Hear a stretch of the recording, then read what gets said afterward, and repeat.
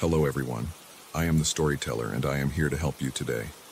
I know you use this video to fall asleep, so before that, like the video and subscribe to the channel. Also, where are you from and what time are you watching? Now get comfortable and relax.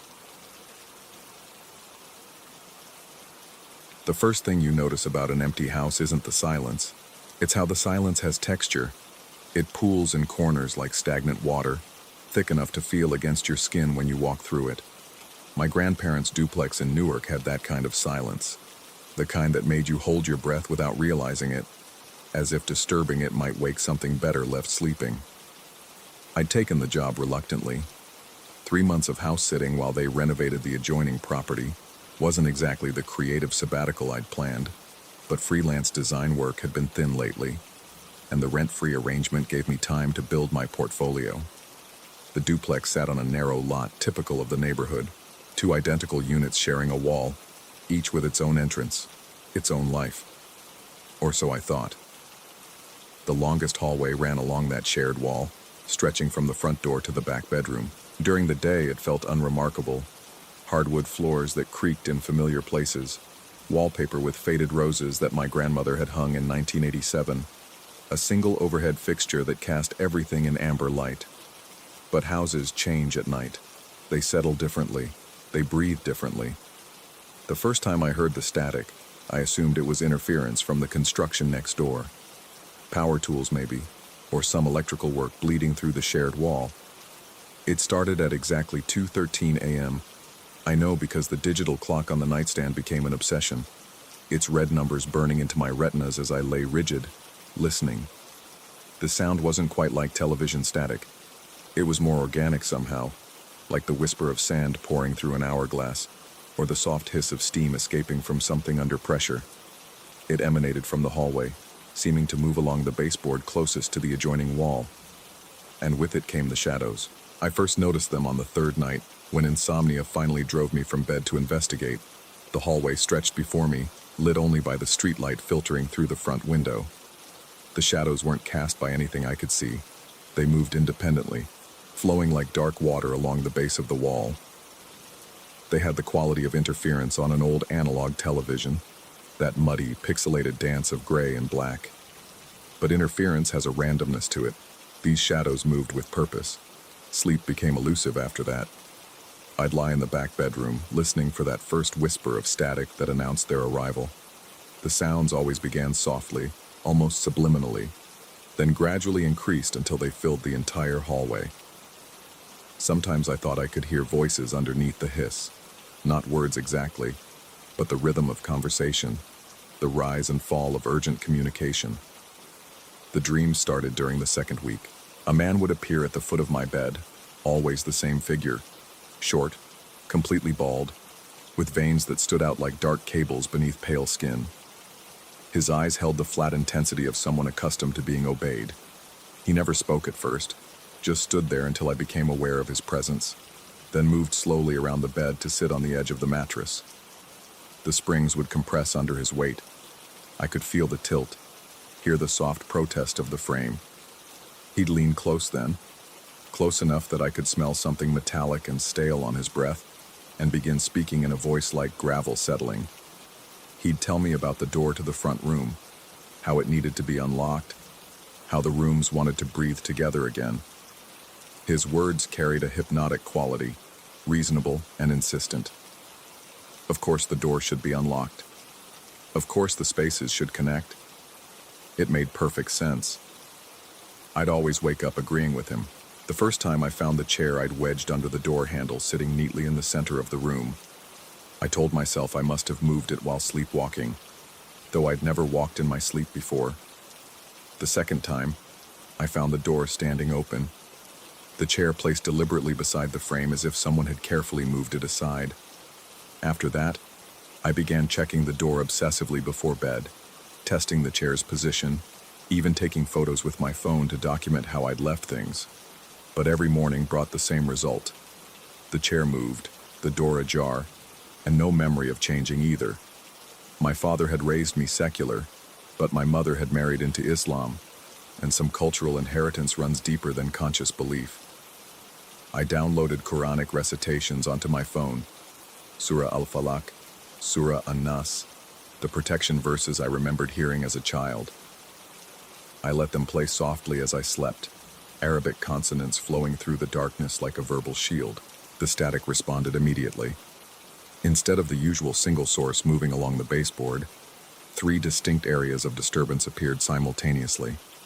One positioned itself at the foot of the bed, another at the head, and the third alongside where my chest would be if I were lying down. The shadows converged in these locations, growing denser and more defined until they almost resembled silhouettes pressed against the floor. And for the first time, I heard them clearly. "The back house already belongs to us," they whispered, their voices layering over each other like a conversation between echo and memory. "The back house knows where it belongs."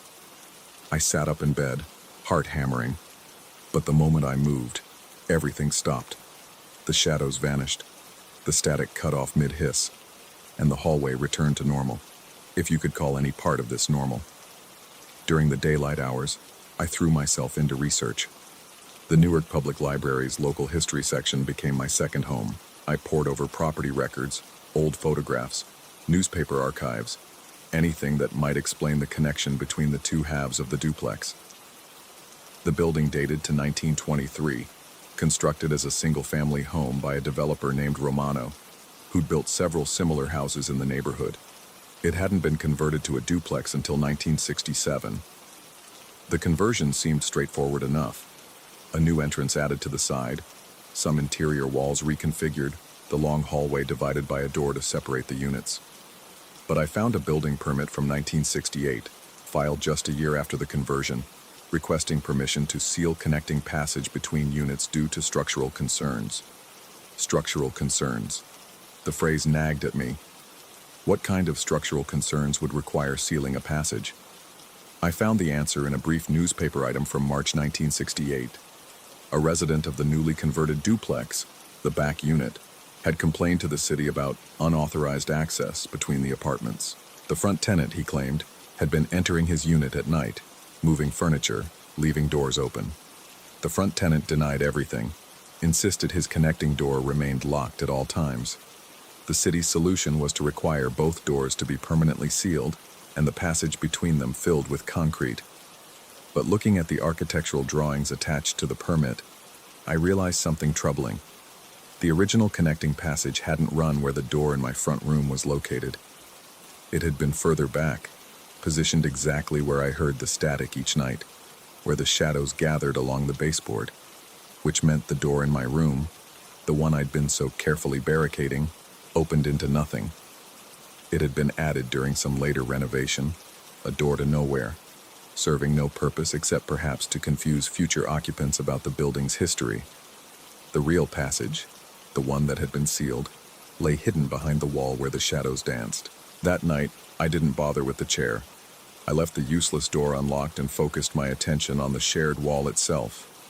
The static began punctually at 2:13, but this time I was ready for it. I followed the sound down the hallway, pressing my ear against the wallpaper. The voices were clearer here, muffled by drywall and concrete, but definitely present. Multiple speakers, though I couldn't determine how many. They seemed to be discussing something urgently, their tones rising and falling in a rhythm that suggested argument or negotiation. Occasionally, one voice would separate from the others, always the same gruff, gravelly tone I recognized from my dreams. I found myself understanding fragments, not through translation, but through some deeper recognition, as if the meaning bypassed my conscious mind entirely. They were talking about territory, about boundaries that had been violated. They mentioned the back house repeatedly, and spoke of someone who had crossed over and needed to be returned to his proper place. As I listened, the shadows began appearing at my feet, flowing out from the baseboard like dark liquid. They rose slowly up the wall, taking on more defined shapes. Not quite human, but suggestive of human forms. Arms, heads, torsos, all rendered in that muddy, static gray darkness. One of them turned toward me. It was the man from my dreams, but flattened against the wall like a reflection in disturbed water. His mouth moved, and I heard his voice both through the wall and seeming to come from the shadow itself. "You don't belong in the back house. The back house has its own tenants." I stumbled backward, and in that moment of movement, the entire hallway seemed to shift. The walls stretched impossibly long, the ceiling rose higher, and the passage seemed to continue far beyond where I knew it should end. The shadows multiplied, dozens of them now, all turning in my direction with that flat, hungry attention. "Come to the proper door," the gravelly voice commanded. "Come to where the passage was meant to be." I ran. I made it to the back bedroom and slammed the door, wedging the same chair under the handle that had proven so ineffective before. But even as I did it, I understood the futility. They weren't coming through any door. They were already here, had always been here, separated by nothing more than a thin barrier of plaster and concrete that grew thinner every night. Morning brought no relief, only the exhausted clarity that comes with insomnia and fear. I called my grandparents, intending to explain that I needed to leave early, but found myself unable to articulate what was happening. How do you tell someone that their house is occupied by shadows that speak Arabic and insist you're trespassing in your own bedroom? Instead, I asked about the renovation next door. Had they found anything unusual when they started work? Any structural surprises? My grandmother's voice carried a puzzled note as she explained that they'd discovered an old bricked-up doorway during demolition, positioned right where the kitchen wall met the shared property line. The contractor had been confused. The doorway seemed to lead nowhere, opening into what should have been solid foundation.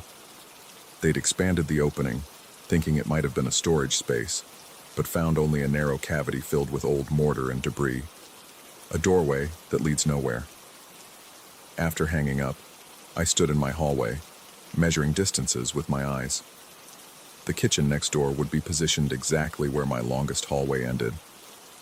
If there had once been a passage there, if it had been sealed but not completely filled, then the cavity my grandmother described would run directly alongside where I heard the voices each night, which meant the shadows weren't ghosts or hallucinations.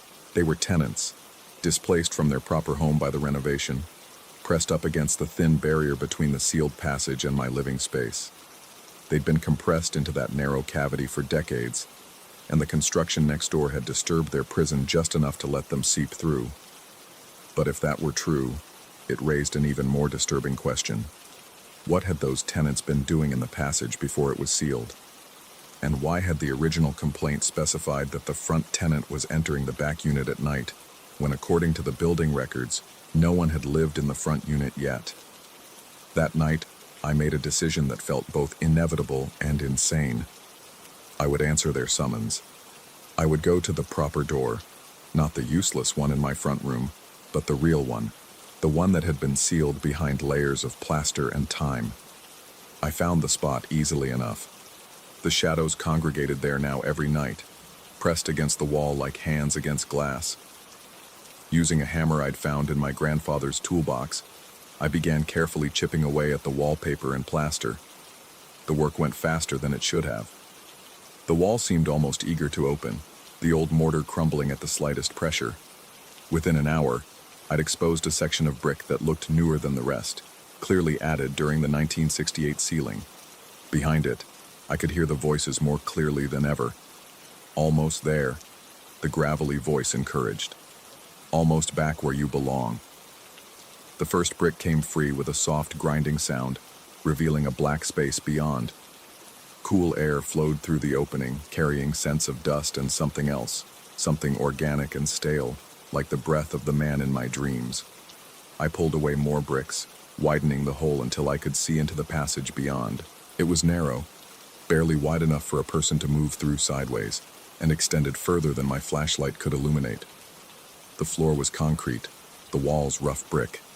At intervals along the length, I could see openings, doorways leading to other rooms, other spaces I couldn't identify. "Come through," the voices whispered. "Come to the back house where you belong." And here's what frightens me most. I wanted to. Every rational part of my mind screamed warnings, but there was something deeply compelling about that dark passage, something that felt like coming home after a long journey. The shadows beckoned, and their invitation felt less like a trap than a reunion. I'd actually started to climb through the opening when I heard something that stopped me cold. The sound of construction equipment starting up next door. Heavy machinery grinding to life. Voices of workers beginning their day. Daylight was coming, and with it, the return of the normal world. I backed away from the hole, suddenly aware of what I'd almost done. The passage stretched into darkness, leading who knows where, connecting to who knows what. The shadows watched from its depths, disappointed but patient. I'm writing this now as the sun rises, the hole in my wall still gaping like a wound. I should seal it back up, should call my grandparents and explain that their house needs serious attention. I should pack my things and leave this place to whatever has been living in its walls. But as I write, I can feel the pull of that dark passage growing stronger. The shadows are quieter during the day, but they're still there, waiting. And I'm beginning to understand that the question isn't whether they're real or imagined, it's whether I'm strong enough to resist the growing certainty that they're right. Maybe I don't belong in the front house after all. Maybe I never did. Maybe the back house, with its narrow passages and patient tenants, has been waiting for me all along. The construction equipment next door has gone quiet. Soon it will be evening again, then night, then 2:13 a.m. And I think this time, I might finally go home. Story 2. The thing about stairs is that they create levels, and levels create hierarchy, and hierarchy creates the perfect conditions for something to study you from above. I learned this 32 years too late, but my mother had planted the seed before I even drew my first breath. She'd admitted it during one of our rare phone calls, her voice carrying that particular brand of guilt that only surfaces when someone confesses to gambling with forces they never bothered to understand.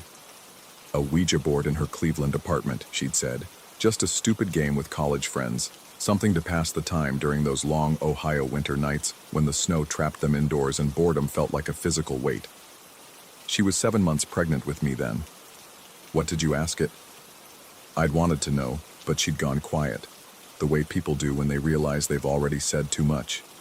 The line had filled with static, or maybe that sound was something else entirely, something that had been listening to our conversation through the copper wires that connected our voices across 800 miles of American darkness. Now I sit in my latest rental, another 2-story with another staircase, and I know with the certainty of repeated experience that I have maybe 6 more days of peace. A week, at most. Time enough for whatever follows me to map the creaks in the floorboards, to learn which steps announce a visitor and which ones swallow sound completely. Time enough for it to understand the rhythm of my sleep, the path I take to the bathroom at night, the exact moment when my guard drops lowest. The pattern established itself in Savannah first, though I didn't recognize it as a pattern then.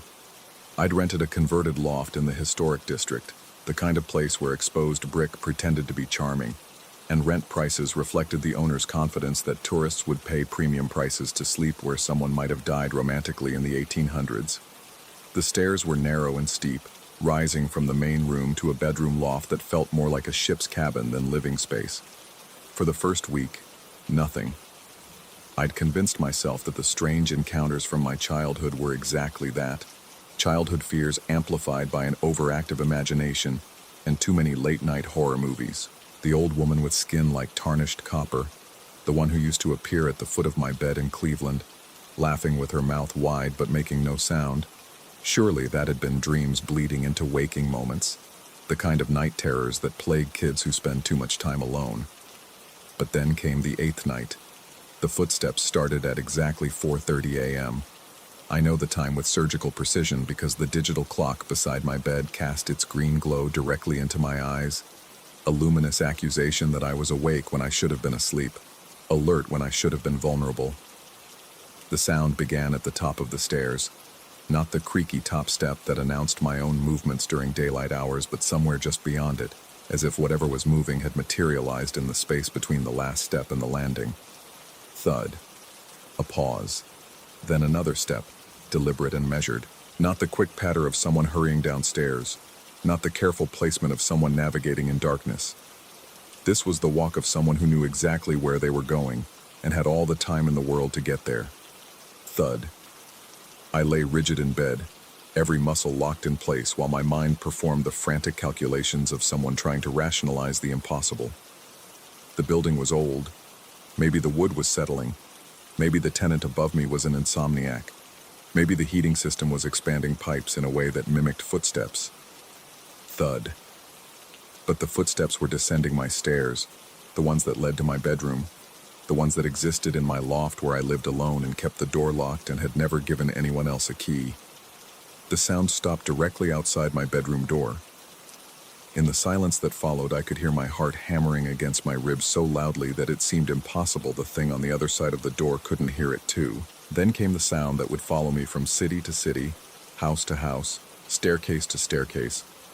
The slow, deliberate turn of a doorknob testing resistance, finding it, and stopping just short of the pressure that would have opened the door. The knob returned to its original position with a click that sounded like a satisfied sigh. I waited until sunrise to investigate, which took approximately 4 hours and felt like 4 years. The stairs showed no signs of intrusion, no footprints in the dust that had accumulated near the edges where my own feet never fell, no scratches on the doorknob, no wear patterns that hadn't been there the day before. Everything exactly as it should be, which somehow made it infinitely worse. The rational mind craves evidence. It wants proof, documentation, something that can be measured and cataloged and explained. When that evidence doesn't exist, the rational mind begins to turn on itself, to question its own reliability with the kind of desperate intensity that usually accompanies a complete breakdown of established reality. I started keeping a journal. Day 9, 4:30 a.m., footsteps again. Counted 13 steps total. Door test lasted approximately 30 seconds. Day 12, same time, same pattern. Tried recording with phone. Battery died at exactly 4:29 a.m. despite being fully charged.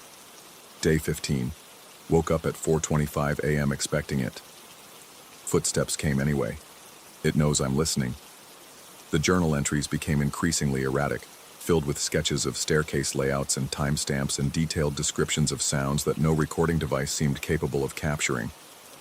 I drew floor plans obsessively, marking the exact position of each creak, cataloging the acoustic signature of every step. Looking back at those pages now, the handwriting looks like it belongs to someone in the middle of a slow-motion nervous breakdown. Maybe it did. The breakthrough came during a thunderstorm 3 weeks into the pattern. The power had gone out around midnight, leaving me in the kind of complete darkness that makes you understand why humans invented fire in the first place. I'd felt my way to bed using the walls as guides, settled in with a battery-powered radio for company, and tried to convince myself that storms were natural phenomena with perfectly rational explanations. Then, in a lightning flash that turned the world white for exactly 1 second, I saw it. The figure filled the doorway so completely that the frame seemed too small to contain it. Not tall in any human sense, but expansive, as if it occupied more space than the physical dimensions of the room should have allowed. The lightning died, darkness returned, and I was left with the afterimage burned into my retinas. The suggestion of something that bent the rules of architecture simply by existing within them. I moved out the next day. St. Petersburg was supposed to be different. A ranch house, I told myself. No stairs, no levels, no hierarchy for something to establish dominance from above. I'd found a place with a flat roof and a ladder tucked away behind a utility shed. Something I could use to reach the rooftop when I needed to smoke and think and pretend that my problems were the kind that could be solved through nicotine and contemplation. For 3 weeks it worked. No footsteps, no door tests, no figures materializing in lightning flashes. I began to relax into the dangerous comfort of believing I'd solved the problem through simple architectural selection. The thing that followed me needed stairs, I reasoned. It required elevation, levels, the kind of vertical space that allowed it to study my patterns from above. Then I climbed onto the roof for the first time. The night was warm and still, the kind of Florida evening that makes you understand why people retire to places where winter never arrives. I'd lit a cigarette and was enjoying the relative peace of elevation when I felt it. The unmistakable sensation of fingers trailing through my hair. The touch was deliberate, intimate in the way that only uninvited contact can be. Long fingers, dry as old leather, with nails that clicked against each other when they moved. I spun around to find nothing behind me but empty roof and the vast darkness of the Gulf of Mexico stretching toward the horizon. But I'd felt it. The weight, the texture, the undeniable reality of something that shouldn't have been there touching something it had no right to touch. And as I stood there, cigarette burning forgotten between my fingers, I realized that the thing following me had never needed stairs at all. It had simply been learning. In Cleveland, it had appeared at floor level, content to manifest at the foot of my bed where a child's nightmares lived. In Savannah, it had mastered vertical navigation, using the stairs to announce its presence and establish territorial dominance. Now in Florida, it had achieved true three-dimensional mobility, capable of reaching me even when I thought I'd found safety in elevation. The pattern wasn't about architecture, it was about adaptation. I started researching then, spending hours in libraries and diving deep into internet forums where people shared stories that sounded eerily familiar. The language was always the same. Something that follows, learns the house, gets stronger with time. Most of the accounts ended abruptly, either because the poster had moved yet again, or because they'd simply stopped posting altogether. But a few mentioned the Cleveland connection. Ouija boards used in apartments near Case Western University in the early 1990s. Pregnant women asking questions they shouldn't have asked, opening doors they should have left closed. Children born with something already attached, something that grew stronger as they aged and moved and provided it with new architectural challenges to master. I found my mother's building on Google Street View. The apartments had been converted to condos, the facade updated with fresh paint and modern fixtures that couldn't quite hide the underlying geometry of a structure built to house young families and college students. Third floor, second window from the left. That had been her place. That's where she'd sat with her friends on a snow-covered night 33 years ago, asking a board game to reveal the future. What did you ask it? The question I'd never gotten answered suddenly felt less important than another one. What did it tell you? Because I was beginning to suspect that whatever entity my mother had contacted hadn't been interested in predicting the future. It had been interested in creating one, a future where it would have a permanent anchor in the physical world, something it could follow and learn from and grow stronger alongside. Something like a child who would spend his entire life moving from house to house, staircase to staircase, always providing new architectural puzzles for a presence that existed primarily to solve them. The realization should have been terrifying. Instead, it felt almost like relief. For the first time in my adult life, I had an explanation that fit all the available evidence. I wasn't losing my mind. I was being studied, cataloged, mapped like the floors of every house I'd ever lived in. But explanation and solution are two different things entirely. I'm writing this from my latest rental, a split level in Charleston with stairs that connect the main floor to a basement workshop. The moving truck left yesterday. I've unpacked the essentials, arranged the furniture, established the routines that will become familiar over the next week. Tomorrow is day 7. I've been thinking about that Ouija board session, about the questions my mother and her friends might have asked, and the answers they might have received. Did they ask about their futures, their careers, the children they would have? Or did something else initiate contact, something that had been waiting for exactly the right combination of curiosity and pregnancy and architectural access to begin a relationship that would span decades? The basement stairs creak differently than the ones in Savannah or the ladder in St. Petersburg. Each step has its own acoustic signature, its own warning system for anyone who might be listening. I've been mapping them obsessively, the way I always do, creating detailed charts of sound and movement and opportunity. But this time I think I'm not the only one taking notes. Tonight, I'll sleep in the upper level and wait for 4:30 a.m. to arrive. I'll listen for footsteps ascending from the basement, testing each stair with the patience of something that has all the time in the world to learn the layout of its newest temporary home. And tomorrow, I'll begin planning my next move, because that's what I do. I move, and it follows, and together we explore the infinite variations of American residential architecture, one staircase at a time. The only question now is whether I'm the researcher or the subject, whether I'm mapping its behavior or it's mapping mine, whether the child born to a woman who played with forces beyond her understanding is destined to spend his entire life climbing stairs for something that's always 3 steps ahead or 3 steps behind, but never quite on the same level. The sound starts tonight. It always does, right on schedule. I'll be listening.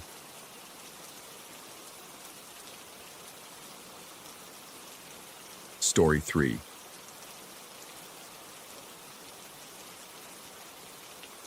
The headache started in October, drilling behind my eyes like carpenter ants boring through rotted wood. My doctor prescribed walks, fresh air, anything to get me out of the apartment where I'd been hibernating since the layoffs. That's how I found myself on those old logging roads outside Rangeley, where the skeletal remains of Maine's timber industry stretched into the wilderness like arthritic fingers. The first trail I followed had been carved decades ago, wide enough for trucks to haul out giant pines that now existed only as stumps scattered through the undergrowth. Grass and wildflowers had reclaimed the center, but tire ruts still channeled rainwater into muddy streams that disappeared into the forest. Walking those paths felt like traveling through a graveyard of industry, where nature was slowly digesting the bones of human ambition. I'd been hiking for maybe 2 hours when I heard the voices. They drifted through the trees from somewhere ahead, muffled by distance and foliage. 3 distinct tones, conversational but indistinct, like radio chatter from another room. The sound drew me forward until I reached a clearing where the old logging road split around a natural meadow. A small stream ran along the eastern edge, spanned by a wooden bridge that looked newer than everything else in this forgotten place. On the far side of the bridge, 3 people were working in the afternoon sun. 2 men and a woman, all appearing to be in their 40s or 50s, though something about them made it difficult to judge their ages precisely. Their clothes looked like they'd been pulled from a camping catalog from 20 years ago. Faded flannel shirts, canvas pants with permanent creases, hiking boots that had seen better decades. But it wasn't just their outdated gear that caught my attention. Their hair looked untouched by time, each strand in place as if they'd just stepped out of a barber shop, despite spending what appeared to be hours working in the clearing. The woman noticed me first. She straightened from where she'd been arranging branches and called out across the water. "We could use another pair of hands if you're not in a hurry." Her voice carried clearly across the stream, warm and inviting. The 2 men looked up from their work. They seemed to be constructing some kind of windbreak using fallen logs and gathered branches. One of them, a tall man with graying temples, waved me over. "Building a shelter before the weather turns," he explained as I approached the bridge. "This clearing catches all the wind coming down from the mountains." I hesitated at the bridge's edge. The structure looked solid enough, but something made me reluctant to cross. Instead, I called back, "What kind of shelter?" "Just a windbreak," the woman replied. "Nothing fancy. We come out here pretty regularly. Thought it would be nice to have a spot to rest." The third man, shorter and stockier than the others, gestured toward the pile of materials they'd gathered. "Won't take long with an extra set of hands." There was something compelling about their invitation, a warmth that cut through the growing chill of the late afternoon. But my feet remained planted on my side of the stream. "I should probably head back before dark," I said, though I wasn't sure why. "Maybe tomorrow." The woman smiled. "We'll be here." I returned the next day, drawn by curiosity and the strange comfort I'd felt in their presence. They were already at work when I arrived, as if they'd never left. This time they'd made significant progress on their shelter, a neat arrangement of logs and branches that would indeed provide excellent protection from the northern wind. Again, they invited me to cross the bridge and help, and again I found myself declining, though I couldn't articulate why. Instead, I spent an hour talking with them from my side of the stream. They asked about my hiking, seemed genuinely interested in my observations about the abandoned logging roads. They shared stories about the area's history, details about the timber operations that had once thrived here. The tall man mentioned camps that had housed hundreds of workers during the peak logging years. The woman described the sound of saws and machinery that had once echoed through these valleys. The shorter man talked about the animals that had returned as the forest reclaimed the cleared land. Their knowledge seemed encyclopedic, as if they'd witnessed the industry's rise and fall firsthand. But when I asked direct questions, where they lived, how long they'd been coming to this spot, What their names were. Their answers became vague, deflected with smiles and subject changes. Not evasive exactly, but imprecise in a way that left me feeling like I'd learned nothing substantial about them, despite our lengthy conversations. This became our routine over the following weeks. I would hike out to the clearing in the afternoons, find them working on various improvements to their shelter, or simply sitting in the sun, and we would talk across the narrow stream. They never crossed to my side, and I never crossed to theirs, though neither side ever explicitly acknowledged this invisible boundary. The conversations were always pleasant, sometimes enlightening, but afterwards I could never quite remember the specifics of what we'd discussed. I'd walk home with a warm feeling of having made new friends, but when I tried to recall actual quotes or specific topics, my memory felt frustratingly fuzzy, like trying to remember details from a dream. The shelter grew more elaborate with each visit. What had started as a simple windbreak evolved into something resembling a three-walled cabin, complete with a roof of carefully woven branches. They'd even constructed a table from a split log, supported by expertly fitted posts that showed real craftsmanship. The work progressed faster than seemed possible for 3 people working with basic tools, but I attributed this to their obvious experience and skill. By November, the shelter had become a cozy retreat that looked like it could withstand serious weather. The 3 had furnished it with split log benches, and had even begun work on what appeared to be a stone fire ring. When I commented on their impressive progress, they seemed pleased but not particularly proud, as if building such structures was simply what people did in places like this. Then came the night of the big storm. I'd been planning to visit the clearing that day, but heavy rain began falling before dawn and continued through the evening. The weather reports called it a nor'easter, with winds gusting over 50 miles per hour and several inches of rain expected.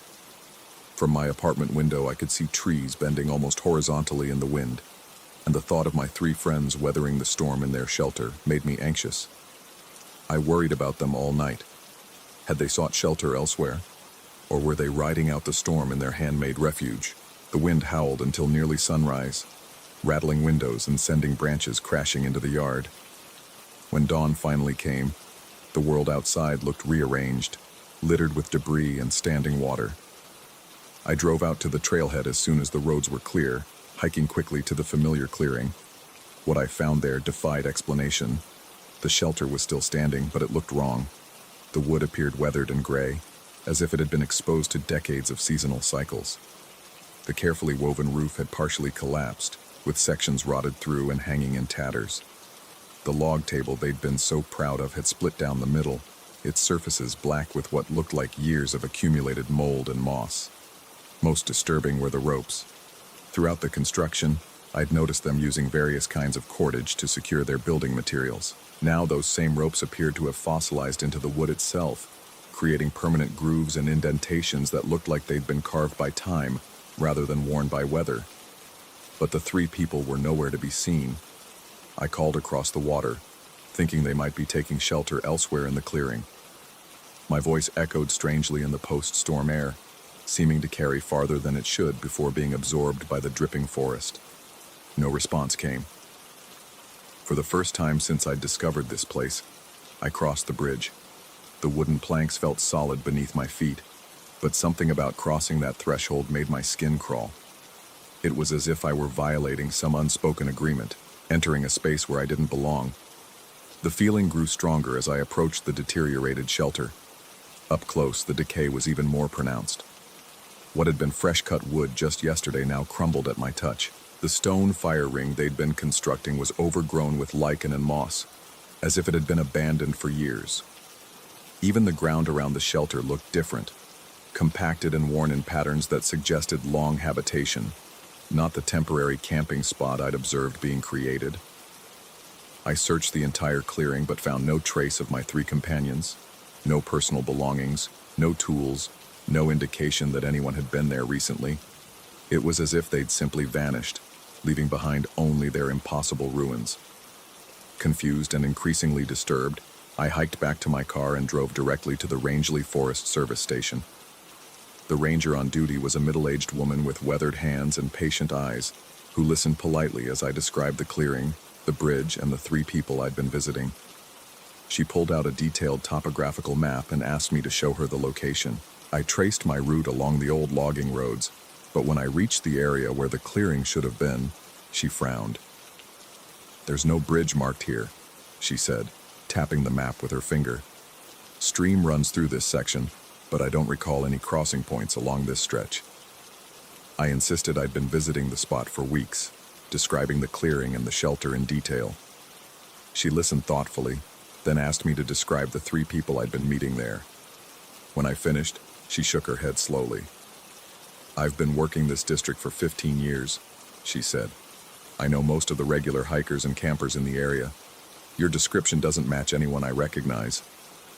She suggested I might have gotten turned around on the old logging roads, which were notoriously confusing and poorly marked. Many of them had been abandoned for so long that they'd partially grown over, creating false trails that led nowhere. "It would be easy," she explained, "to think you were following familiar routes when you were actually discovering new territory each time. But I knew what I'd seen." I drove back to the trailhead that same afternoon, determined to prove that the clearing, the bridge, and the shelter existed exactly as I remembered them. I found the clearing without difficulty. The bridge was still there, spanning the small stream just as it had every day for the past month. But something had changed on the far side. The ruined shelter stood exactly where I'd left it that morning, still weathered and decayed beyond belief. But now I could see additional details that hadn't been visible before. Scattered throughout the structure were small pieces of bright fabric, neon yellow and orange strips that fluttered in the afternoon breeze like prayer flags or survey markers. The strips appeared to be made of some synthetic material, possibly surveyor's tape or trail markers. They were tied to various points throughout the ruins, creating an incongruous splash of modern color against the ancient-looking decay. Some fluttered from the collapsed roof, others were wrapped around the fossilized rope impressions in the logs, and a few marked spots on the ground where I was certain furniture had once stood. I crossed the bridge again, fighting the same uncomfortable sensation I'd experienced that morning. The neon markers seemed to multiply as I got closer, until I realized they weren't just attached to the structure, but were scattered throughout the surrounding forest as well, tied to branches and stumps in patterns that might have been random or might have been some kind of code. As I walked among the ruins, trying to understand what I was seeing, the wind shifted and began blowing from the north.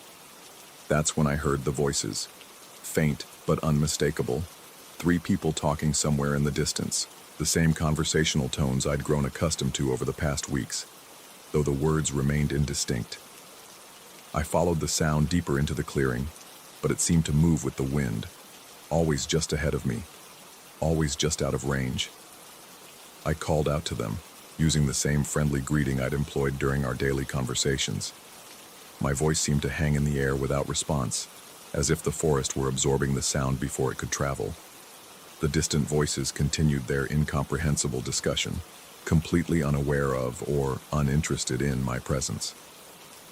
The sun was beginning to set, casting long shadows through the trees. The neon strips became more visible in the dimming light, glowing like radioactive markers against the darkening woods. Some appeared to be moving slightly, though there was no wind strong enough to explain their motion. That's when I noticed the footprints. The ground around the ruined shelter was soft from the previous night's rain, and clearly visible in the mud were 3 sets of boot prints. They circled the structure, approached and retreated from various points, and led off into the forest in the direction from which the voices seemed to be coming. But the prints looked wrong. Too deep for the soft ground, and filled with water that reflected the sky like permanent puddles. Around the edges of each print, the mud had dried and cracked as if the impressions had been there for much longer than a single day. I followed the tracks deeper into the woods, though something told me this was a mistake. The voices grew neither louder nor softer as I pursued them, maintaining their constant, incomprehensible babble somewhere just ahead.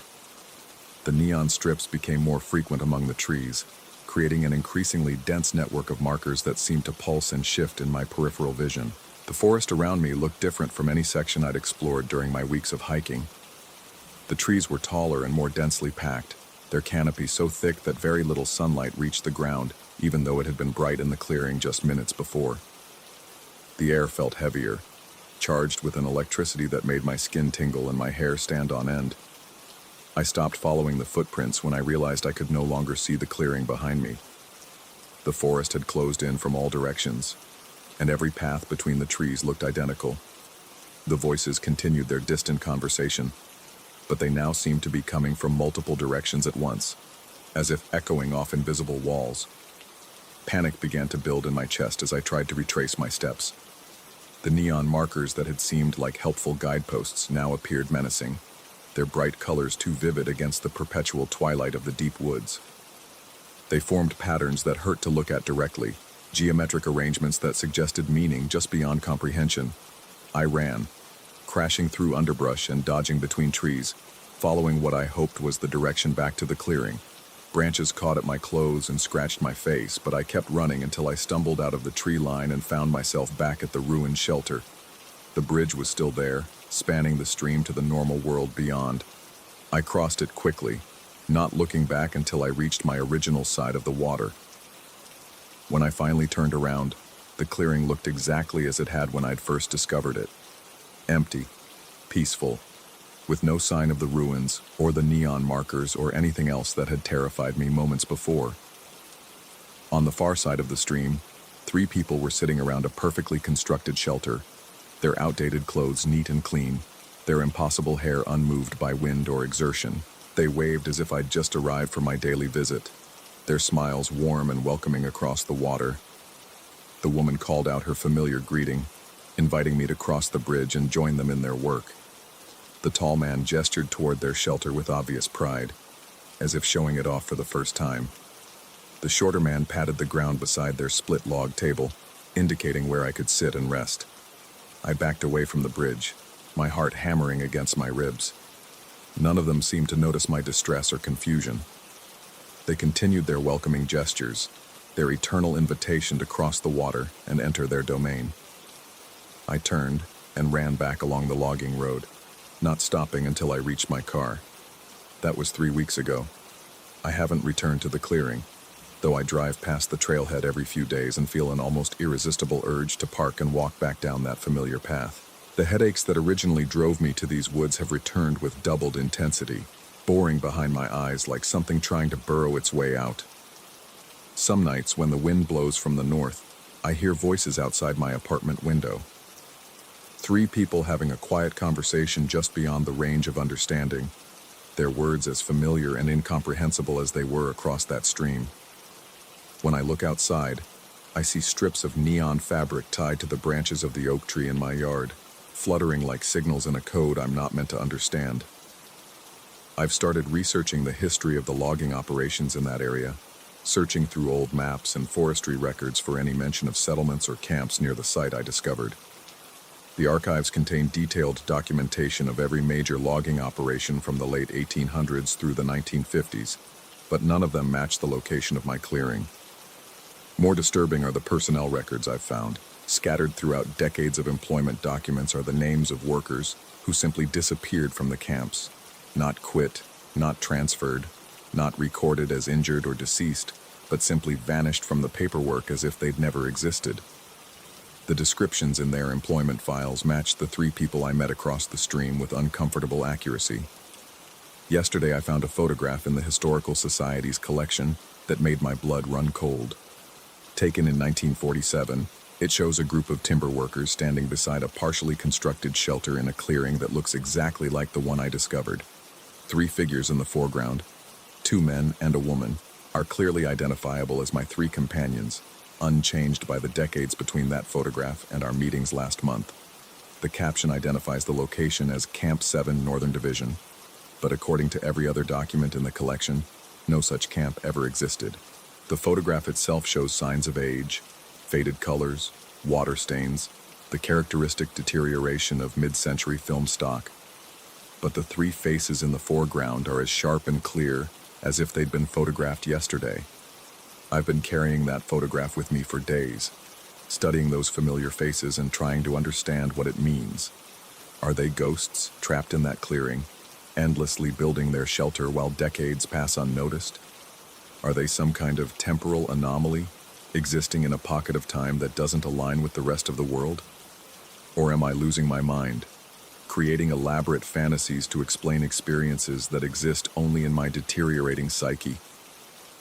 The neon strips outside my window have multiplied. They now cover most of the oak tree and have begun appearing on other vegetation in the area. My neighbors don't seem to notice them, going about their daily routines as if nothing has changed. When I pointed them out to the landlord, he looked directly at the tree and told me it appeared perfectly normal. The voices have gotten louder. Last night they woke me from a sound sleep, 3 familiar tones discussing something urgent in their incomprehensible language. I looked outside and saw them standing beneath the oak tree, still wearing their outdated hiking clothes, their impossibly perfect hair undisturbed by the November wind. They looked up at my window and waved, the same welcoming gesture they'd used to invite me across the stream.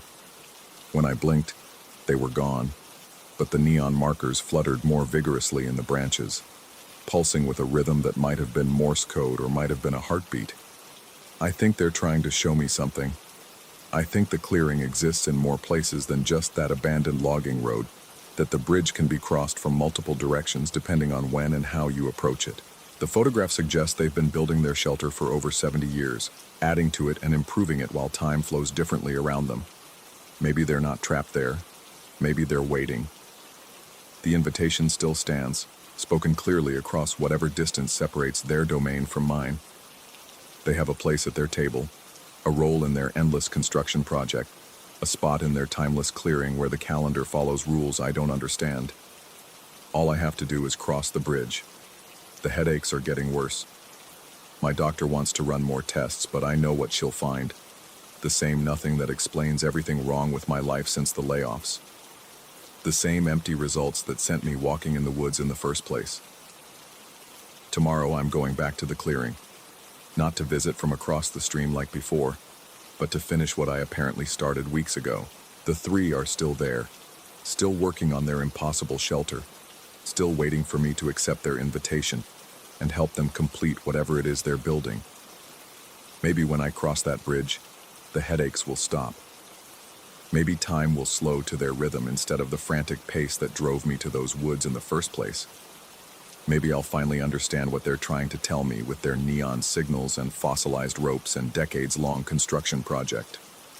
Or maybe I'll discover that sanity is just another kind of calendar, and some places follow different rules about what's real and what's possible. Either way, I won't be coming back to this side of the stream. The invitation has been extended, and I'm finally ready to accept it. The clearing is calling, and I can hear my name in the voices that drift through the November wind. Time to cross the bridge. Story 4. The blood had dried to a rust-colored stain by morning. The paper curled at its edges where my trembling fingers had pressed too hard. I should have thrown it away immediately, should have laughed at my own desperation and chalked it up to too much whiskey and too little sleep. Instead, I left it there on the kitchen table, that makeshift contract written in ballpoint pen at 3 in the morning when the bills were stacked higher than my pride, and the eviction notice felt like a death sentence. 30 years of prosperity now for 30 years of service after death. The words looked different in daylight, childish somehow, like something scrawled during a fever dream. But the droplet of blood at the center, my blood, drawn with a kitchen knife across my thumb, remained dark and definitive. A signature in the most primitive currency known to man. Columbus had been unforgiving that winter. The consulting work dried up faster than I could find new clients, and the savings account that had once felt substantial now mocked me with its dwindling double digits. My apartment, a cramped one-bedroom in the brewery district, had become both sanctuary and prison. The radiator clanged like an angry ghost, and the thin walls let in every argument, every footstep, every reminder that life continued for everyone else while mine ground to a halt. That's when I made the deal. Not with any particular entity. I wasn't religious enough for the devil, wasn't spiritual enough for demons, just with whatever might be listening in the spaces between desperation and surrender. The kind of bargain that emerges when rational thought dissolves into pure need. I woke up that first morning feeling foolish. The paper sat there like evidence of temporary insanity, and I almost crumpled it up a dozen times, Instead, I made coffee and tried to forget the strange sensation that had accompanied my bizarre ritual. The feeling that something had shifted in the air, that the shadows in the corner had leaned forward to listen.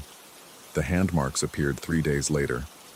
I discovered them when I returned from a particularly humiliating job interview, the kind where they smile politely while their eyes calculate exactly how desperate you are. The kitchen table bore 2 distinct impressions pressed into the wood grain, as if someone had placed their palms flat against the surface and pushed down hard. The marks were small, elongated, with 4 distinct finger impressions ending in what looked like nail gouges. They faced the direction of my bedroom. Standing there in my cramped kitchen, staring at those impossible marks, I felt the first flutter of something that wasn't quite fear yet. More like the moment before recognition, when the mind scrambles to process something it doesn't want to accept. The wood was old, I told myself. The radiator heat caused expansion and contraction. There had to be a logical explanation. But logic felt thin and insubstantial compared to the weight of those marks, the deliberate positioning, the way they seemed to watch me even when I turned my back. The sounds started that same night. At first, I attributed them to the building's settling bones, the way old structures groan and whisper in the darkness. But these sounds had a different quality, solid, purposeful, coming from directly above my bed. Footsteps, maybe, except they followed a pattern too regular to be human movement. Step, pause, always at the same intervals, always tracing the same path across my ceiling. I pressed my ear to the floor above during the day when Mrs. Chen was at work. The apartment felt empty, smelled of jasmine tea and loneliness. No footprints in the dust, no signs of disturbance. Yet every night the sounds resumed their measured patrol. Sleep became elusive. I'd lie there listening to that steady rhythm overhead, synchronized with the kitchen clocks ticking like some hellish metronome. The sounds would continue until just before dawn, then stop so abruptly that the silence felt aggressive. The scratch marks appeared on a Tuesday. I woke with my shoulder burning, 2 parallel lines drawn across my skin like railroad tracks. The scratches were shallow but precise, starting at the base of my neck and trailing down toward my collarbone. In the bathroom mirror, they looked like claw marks, or fingernails drawn across fabric, except the fabric had been my sleeping skin. I examined my sheets, looking for loose threads or sharp edges that might explain the marks. Found nothing. The scratches burned throughout the day, a constant reminder that something had touched me while I slept, something with intentions I couldn't fathom. That afternoon, the call came. Harrison Industries wanted to hire me for a 6-month contract worth more than I'd made in the previous 2 years. The woman on the phone spoke with the kind of crisp efficiency that accompanies serious money, and she seemed oddly uninterested in my qualifications. When I asked how they'd gotten my name, she paused just long enough to make the question feel inappropriate. "You came highly recommended," she said, and hung up before I could ask by whom. The contract arrived by messenger that same evening. 6 months of consulting work, payment up front, terms so favorable they seemed almost absurd. I signed it at my kitchen table, directly over the bloodstain that had started everything, and tried to ignore the way my hand trembled as I wrote my name. That night, the sounds changed. Instead of footsteps, I heard something that resembled applause, a slow rhythmic clapping that matched my heartbeat. When I sat up in bed, the sound stopped immediately, as if whatever was making it had been waiting for my attention. In the morning, I found my alarm clock had been turned to face the wall, its green digits glowing uselessly against plaster. The money hit my account the next day, followed immediately by a strange realization. I no longer felt grateful. The financial relief I'd expected was there, but underneath it ran something else. A creeping awareness that I was being managed, guided, controlled. The prosperity I'd bargained for was arriving exactly as promised, but it felt less like salvation and more like the closing of a carefully orchestrated trap. Days began to blur together in ways that felt unnatural. I'd sit down to work and find hours had passed without my awareness, my computer screen filled with completed tasks I couldn't remember performing. My grocery shopping became eerily efficient. I'd walk the aisles with purpose, selecting items I didn't recall putting on my list, returning home with exactly what I needed and nothing more. The entity, because I could no longer pretend it was anything else, wasn't interested in my wealth or success. Those were just tools, means to an end I was only beginning to understand. What it wanted was something far more intimate, my patterns, my rhythms, my autonomy. It was studying me, learning my habits with the methodical patience of a scientist cataloging a specimen. My morning routine became rigid without my conscious decision. Coffee at exactly 7:15, shower at 7:30, dressed and out the door by 8 or any deviation resulted in a gnawing anxiety that felt artificially implanted, as if my nervous system had been rewired to punish independence. I told myself I was simply becoming more organized, more efficient, but the truth felt darker and more invasive. The sounds from above grew more complex, evolving into what sounded like construction work, drilling, hammering, the scrape of furniture being moved. When I finally worked up the courage to knock on Mrs. Chen's door, she looked at me with genuine confusion. Sounds? What sounds? My apartment's been quiet as a tomb. Her choice of words sent ice through my veins, but her bewilderment seemed genuine. Either she was lying, or the sounds existed solely for my benefit. A private concert of psychological warfare designed to keep me off balance and compliant. Sleep became a battleground. I'd lie awake listening to my apartment breathe around me, every creak and settle amplified into potential threat. The scratches appeared more frequently now, always in pairs, always while I slept. I started going to bed fully clothed, but it made no difference. Whatever was marking me could reach through fabric as easily as skin. My work performance, meanwhile, became unnaturally flawless. Projects completed themselves ahead of schedule. Solutions arrived in my mind fully formed. Clients praised my insights with an enthusiasm that felt rehearsed. The success I'd bargained for was being delivered with mechanical precision, but it came at the cost of feeling like myself. I was becoming a puppet whose strings were invisible, but undeniably real. The realization hit me during a client meeting when I heard myself speaking words I hadn't planned, making promises I didn't remember formulating. My voice sounded like my voice. My ideas felt like my ideas. But there was a subtle disconnection, as if I was watching myself perform from behind glass.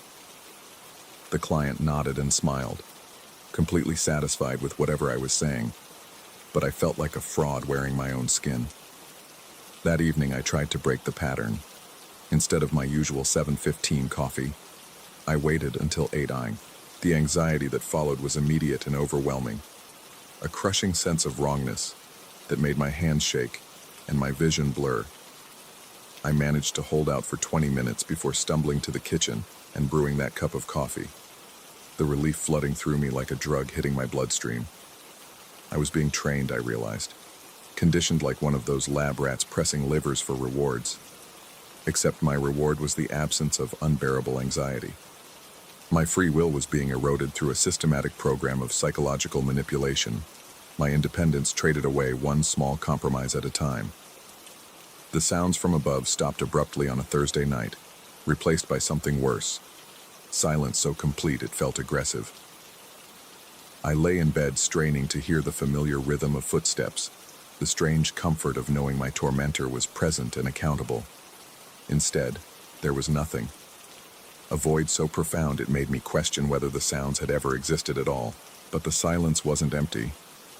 It was full of potential, pregnant with the promise of something far worse than mysterious footsteps and scratch marks. It was the silence of held breath, of predators waiting for prey to make a mistake.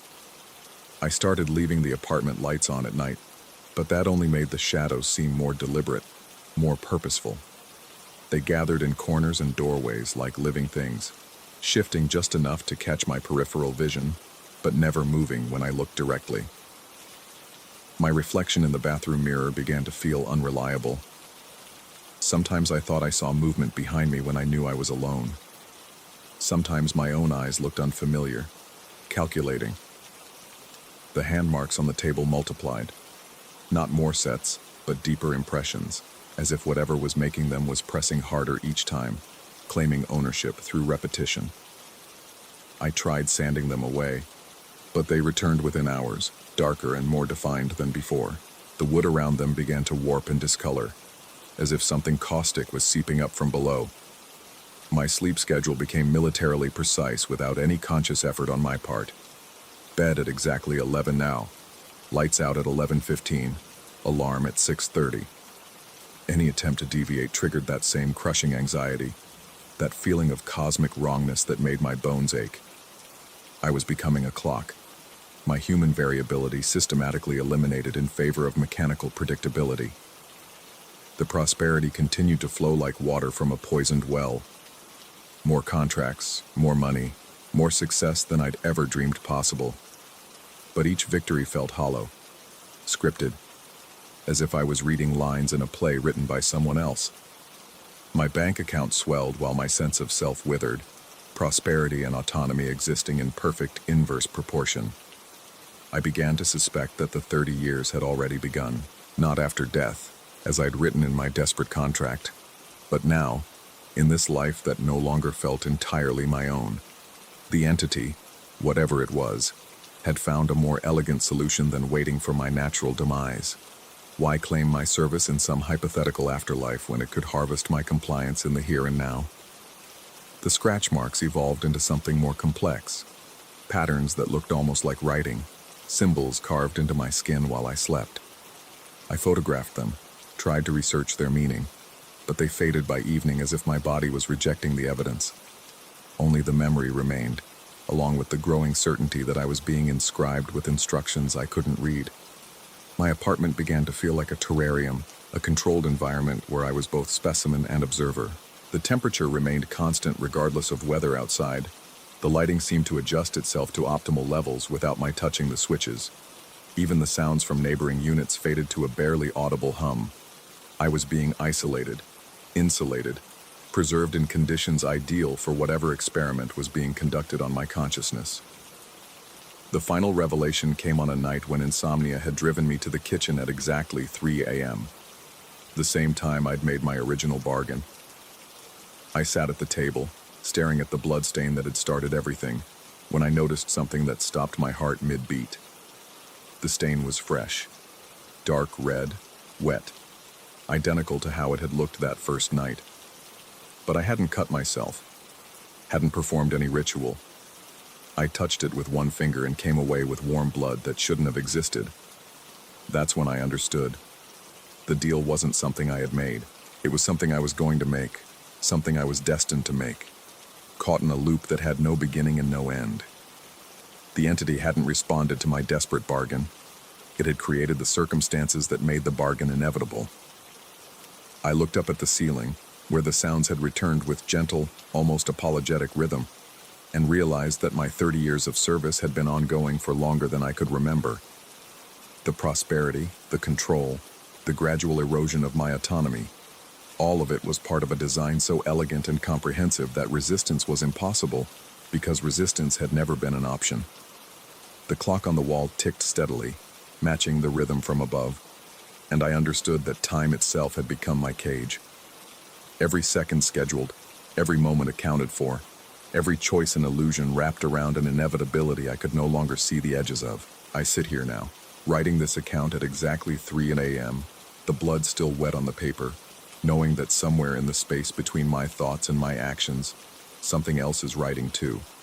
Something that wants not my wealth or my life, but my time, every precious, irreplaceable second of it, measured out in heartbeats and scratches, and the endless, patient rhythm of footsteps overhead. The deal is complete. It always was. The only question remaining is whether this knowledge is the beginning of my awakening, or simply the next phase of my conditioning, another layer of awareness, granted to make the cage more comfortable. Outside, Columbus sleeps under a canopy of winter stars, but inside my apartment, time moves to a different rhythm entirely, a rhythm I no longer control, if I ever did. The prosperity flows like clockwork. The sounds keep their measured beat, and somewhere in the space between my thoughts and the page, something that isn't quite me continues to write our story. The blood is still warm. It's always warm. And in 30 years, or 30 minutes, or 30 seconds, I'll pick up the knife again and make the same deal I've been making forever, in a loop so perfect and seamless that the word choice has lost all meaning. The clock strikes 3:01, and somewhere above me, something that sounds almost like applause echoes through the ceiling, celebrating another successful negotiation in a contract written in time itself. Story 5. Cabin pressure always feels wrong before takeoff. That familiar squeeze behind my temples, the way my ears pop and protest against the artificial atmosphere. I've been flying this route, LAX to JFK, for 3 years now, and still my palms sweat against the armrests as the engines wind up to that mechanical scream that promises to hurl 37,000 pounds of metal into the sky. Tonight's red-eye is particularly brutal. The melatonina dissolves bitter under my tongue while passengers shuffle past in the blue dark cabin, their faces ghostly in the overhead reading lights. I close my eyes and try to focus on what my therapist calls grounding techniques, the texture of the seat fabric, the recycled air moving through the vents, the distant rumble of cargo being loaded below. But sleep, when it comes, brings no peace. In the dream, the oxygen masks drop like yellow fruit from a poison tree. They dangle and sway with the aircraft's movement, creating shadows that writhe across the ceiling. The other passengers seem unaware, continuing their conversations about quarterly reports and weekend plans while rubber tubes brush against their shoulders like curious snakes. That's when she appears. The flight attendant moves down the aisle with practiced grace, her smile serene and knowing. Her uniform is crisp, navy blue with golden wings pinned above her heart, but something about her face tugs at a memory I can't quite place. She's older, maybe 60, with silver hair pulled back in a neat bun, and eyes that seem to hold decades of secrets. She stops beside my seat, and I notice her feet, bare beneath the uniform hem, pale and slender against the industrial carpet. The detail strikes me as odd, even in the logic of dreams, but before I can question it, her cool fingers close over mine. "The pilot corrects," she says, her voice carrying the weight of absolute certainty. Always corrects. Her touch is gentle but firm, and I realize she knows something about me that I don't know about myself. In the way of dreams, this feels both impossible and inevitable. The aircraft lurches, a pocket of rough air that should send my heart racing. But her presence steadies me like an anchor. I wake as the plane begins its descent into New York, the dream clinging to my consciousness like smoke. The sensation of those fingers lingers on the back of my hand. Not warm exactly, but not entirely absent either. I flex my fingers and try to shake off the unease, but something about the dream feels more solid than dreams should. The call to my mother happens almost without conscious decision. Standing in the terminal at JFK, surrounded by the early morning chaos of arriving passengers, I dial her number and wait through 3 rings before her familiar voice answers. I tell her about the dream, about the flight attendant who seems so real, so present. I describe the woman's face, her uniform, the way she moved through the cabin like she'd been doing it for decades. But it's the detail about her bare feet that seems to catch my mother's attention, creating a silence so profound I wonder if the call has dropped. When she finally speaks, her voice carries a tremor I've never heard before. "She was buried that way," she says. "It was our family's custom back then. We believed bare feet helped the soul find its way home." The explanation should comfort me, should provide some rational framework for why my subconscious conjured such a specific detail. Instead, it opens something in my mind like a door I didn't know existed. My great aunt, my grandmother's younger sister, died of meningitis in 1973, 3 years before I was born. I've seen exactly 2 photographs of her, one as a young woman in a sundress, another in what must have been an airline uniform from the early 70s. She worked for Trans World Airlines, my mother explains, filling in details I never knew I needed. Flew domestic routes for nearly 20 years before she got sick. Always said the sky was where she belonged. The conversation ends with promises to visit soon, to look through more old photographs, but I carry her words with me like a weight in my chest. Over the following weeks, I find myself researching things I never cared about before. Airline employment records from the 70s, uniform designs, crew protocols for flights between Los Angeles and New York. What I discover shouldn't surprise me, but somehow does. My great-aunt flew this exact route dozens of times. LAX to JFK was one of TWA's flagship runs in those days. and the employee records I managed to access through a contact in the industry show her name on manifests stretching back to 1968. The next time I fly, 3 weeks later, I pay attention to details I'd previously ignored. The way the cabin lighting creates pools of shadow between the seats, how the air circulation system produces sounds that almost resemble whispered conversations, the particular quality of silence that descends when most passengers have fallen asleep, leaving only the aircraft's mechanical heartbeat and the occasional rustle of someone shifting in their seat. This time, there's no dream. But during a patch of moderate turbulence over Colorado, I feel it again. That gentle pressure on the back of my right hand, fingers that seem to count along with each bump and jolt, as if measuring the aircraft's corrections against some invisible standard. The sensation lasts perhaps 30 seconds, but it leaves me wide awake for the remainder of the flight, staring at the overhead compartments and wondering what else might be hiding in the spaces between what I can see and what I can prove. Flight after flight, the pattern establishes itself. Not every time, never predictable enough for that, but often enough that I begin to anticipate it. The touch always comes during turbulence, always on the same hand, always with that quality of gentle counting that suggests someone keeping careful track of something I can't understand. I start documenting the occurrences. Flight numbers, times, weather conditions, seat assignments. The data reveals no obvious pattern, except that it never happens on smooth flights. Only when the air gets rough, when the aircraft bucks and shudders through invisible obstacles, do I feel those fingers measuring each correction. My therapist suggests stress manifestation, a physical response to anxiety that my mind interprets as external touch. The explanation is reasonable, grounded in established psychology, but it doesn't account for the specificity of the sensation or the fact that it only occurs at altitude. On a particularly turbulent flight in late autumn, somewhere over Kansas, the touch lingers longer than usual. Instead of the brief counting pressure I've grown accustomed to, the fingers remain steady on my hand for nearly 2 minutes while the aircraft climbs and descends through layers of unstable air. In that extended contact, I swear I can feel a pulse, not my own, which is hammering against my ribs, but something slower, steadier, like a heartbeat measured against eternity. When I turn to look at the seat beside me, expecting to find nothing as always, there's a woman there. Not clearly visible, not solid enough to be considered real, but present in the way that peripheral vision sometimes captures movement that direct sight cannot confirm. She wears what might be a uniform, dark fabric with lighter accents, and her hair is pulled back in a style that seems from another decade. Most unsettling of all, her feet rest against the cabin floor without shoes, pale against the industrial carpet. I blink, and she's gone. But the pressure on my hand remains until the turbulence passes and the aircraft settles into smooth air above the weather. The flight attendant, the real one, a tired-looking man in his 40s, stops by during drink service and asks if I'm feeling all right.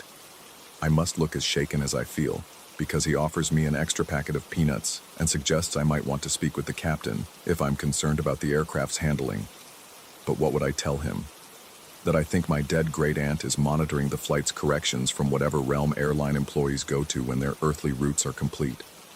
That every bump and jostle seems to be cataloged by invisible fingers that know something about flying that the living have forgotten. Instead, I accept the peanuts and try to focus on rational explanations. Fatigue, stress, the power of suggestion amplified by thin air and reduced oxygen levels. The human mind's remarkable ability to create patterns and meaning from random sensory input. Yet as the flights continue, and they must continue because my work demands this coast-to-coast schedule, the sensations grow more detailed rather than less. I begin to distinguish different types of touch. The light counting during ordinary turbulence, a firmer pressure during more severe weather, and occasionally, something that feels almost like reassurance when the aircraft encounters the kind of rough air that sends unsecured items sliding across the cabin. On one memorable flight, caught in a storm system that stretches from Denver to Chicago, the touch becomes almost conversational. Each time the aircraft shudders through a particularly violent gust, I feel what can only be described as a pat on the back of my hand, as if someone is saying there in a language older than words. The other passengers seem oblivious. They grip their armrests, white-knuckled and tense, or bury their faces in magazines and phones. But none of them appear to experience anything beyond ordinary turbulence anxiety. I wonder if I'm the only one, or if there are others who feel similar presences but lack the family history to give them context. My research expands to include airline accident statistics, flight safety records, and the curious phenomenon of pilot corrections, the constant micro-adjustments that keep aircraft stable in unstable air. What I learn is that modern commercial aviation is essentially a series of continuous corrections, thousands of tiny inputs per hour that most passengers never notice, but that determine the difference between smooth flight and catastrophe. The pilot corrects, always corrects. The words from my original dream take on new meaning as I understand how literal they might be. Every moment in the air is a moment of active correction, of human and mechanical systems working together to maintain an artificial equilibrium in an environment that naturally resists our presence. Perhaps that's what the touch measures, not just the turbulence itself, but the quality of the corrections that follow. A professional assessment by someone who understands flight at a level deeper than engineering or physics, someone who knows the sky from the inside out. 3 months after the first dream, on another red-eye from LAX to JFK, I decide to test my theory. During a stretch of moderate chop over New Mexico, when I feel the familiar counting pressure begin, I close my eyes and try to extend my awareness beyond my own hand. For a moment, just a moment, I swear I can feel the aircraft through her perception, not the passenger's experience of turbulence as chaotic motion, but the pilot's view of it as a series of problems to be solved, adjustments to be made, courses to be corrected. The aircraft becomes less a vehicle and more a living thing, breathing with the air currents, responding to the sky's moods with subtle shifts in attitude and altitude. In that expanded awareness, I understand something that changes my relationship with flying forever. The corrections aren't just mechanical responses to atmospheric disturbance. They're a conversation between the aircraft and the element it moves through, a dance of accommodation and resistance that requires not just skill, but intuition, not just training, but instinct. And sometimes, when the dance becomes particularly complex, when the corrections require knowledge that goes beyond what the living can access, perhaps other forms of expertise become available. Perhaps the sky remembers its most dedicated servants, and occasionally offers their guidance to those who need it most. The touch fades as we enter calmer air, but this time, I don't feel its absence as loss. Instead, there's a sense of completion, as if something that needed to be understood has finally been communicated. The remaining flight passes in what might be the first truly peaceful sleep I've experienced at altitude, and I wake to the sight of New York's lights spreading below us like a circuit board designed by angels. I still don't know if what I experience is supernatural visitation or psychological adaptation, if my great-aunt truly watches over nervous flyers, or if my mind has simply found an elegant way to process aviation anxiety. But I've learned that some questions are more valuable for their asking than their answering, and that the space between explanation and mystery is where the most interesting truths tend to hide. Now, when turbulence rocks the cabin and other passengers grip their seats in white-knuckled terror, I place my hands palm down on the armrests and wait. Sometimes there's nothing, just the ordinary bumps and jolts of air travel.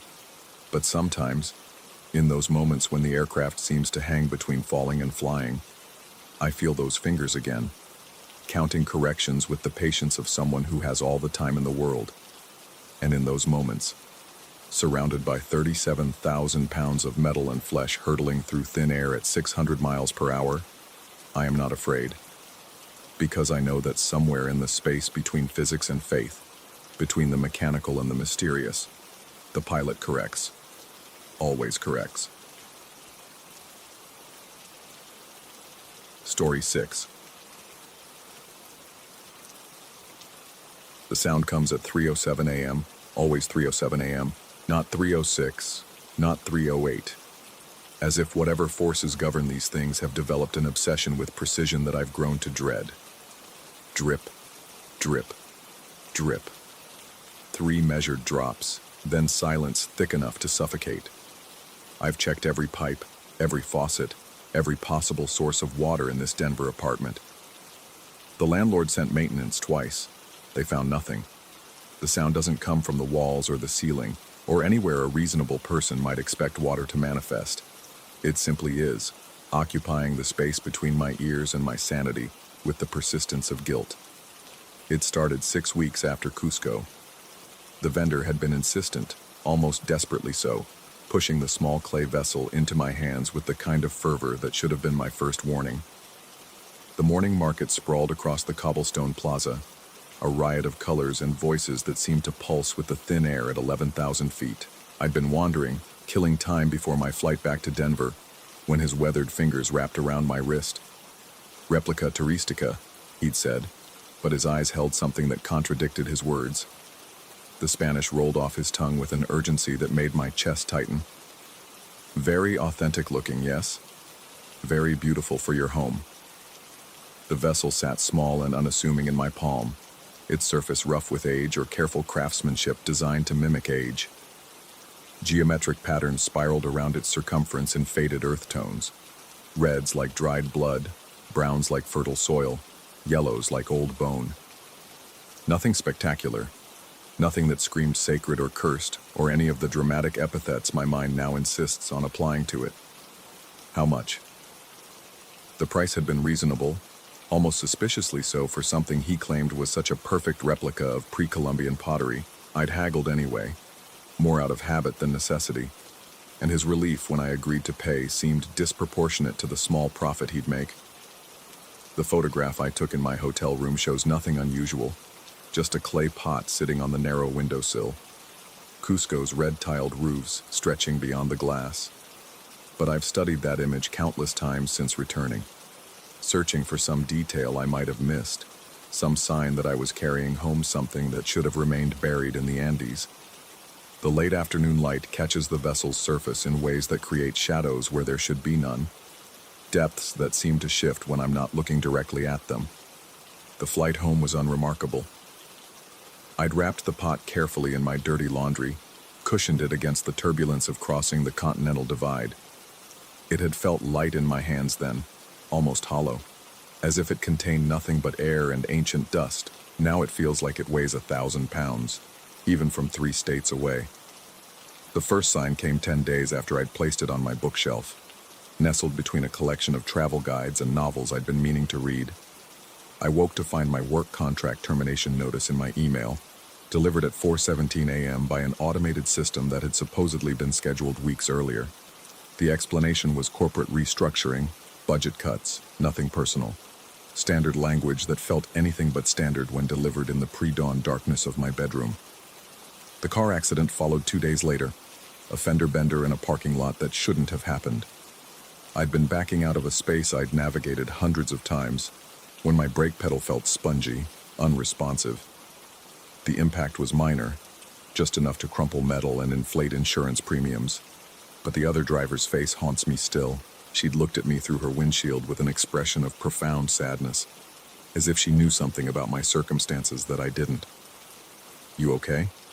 I'd asked, but she'd only shaken her head and walked away after exchanging information, leaving me standing in the Denver suburbs, with the distinct feeling that I'd crossed some invisible line. The sinus infection came next, sudden and severe enough to strip away my sense of smell completely. One morning I could detect the coffee brewing in my kitchen. The next, I might as well have been living in a sensory void. Food became texture and temperature, nothing more. The world lost a dimension I hadn't realized I'd depended on until it vanished. But it was the water sounds that truly unraveled me. At first, I'd assumed the pipes were settling, adjusting to the late spring temperature fluctuations that plague Colorado's Front Range. Old buildings make noise, everyone knows this, but the sounds didn't behave like settling pipes or expanding metal. They moved through the walls with intention, following pathways that defied the apartment's plumbing layout. I'd press my ear to the drywall and hear rushing water where the building plans showed nothing but empty space. 3 weeks of this before I finally called my friend at the Denver Museum of Nature and Science. I'd met him during graduate school, back when I'd harbored delusions of becoming an anthropologist instead of a corporate consultant. He'd specialized in pre-Columbian cultures, written his dissertation on ritual objects of the Inca Empire. The silence on his end of the phone call stretched long enough to make me wonder if the connection had dropped. "Can you send me the photos?" he'd finally asked. I'd emailed them immediately, then waited. His response came 6 hours later. "Call me." His voice when I reached him carried a weight I'd never heard before. He'd been examining the images, he said, consulting with colleagues, cross-referencing patterns and pottery styles in databases I couldn't begin to pronounce. "That's not a replica," he'd said finally, "and it shouldn't have left Peru." The words hit like cold water in my chest. I'd expected him to laugh, to reassure me that tourist markets were full of convincing fakes, that my recent string of bad luck was merely coincidence dressed up in post-travel anxiety. Instead, his professional composure had cracked just enough to let genuine concern seep through. "What do you mean?" "The ceramic composition, the firing technique, the iconography, none of it matches commercial replica work.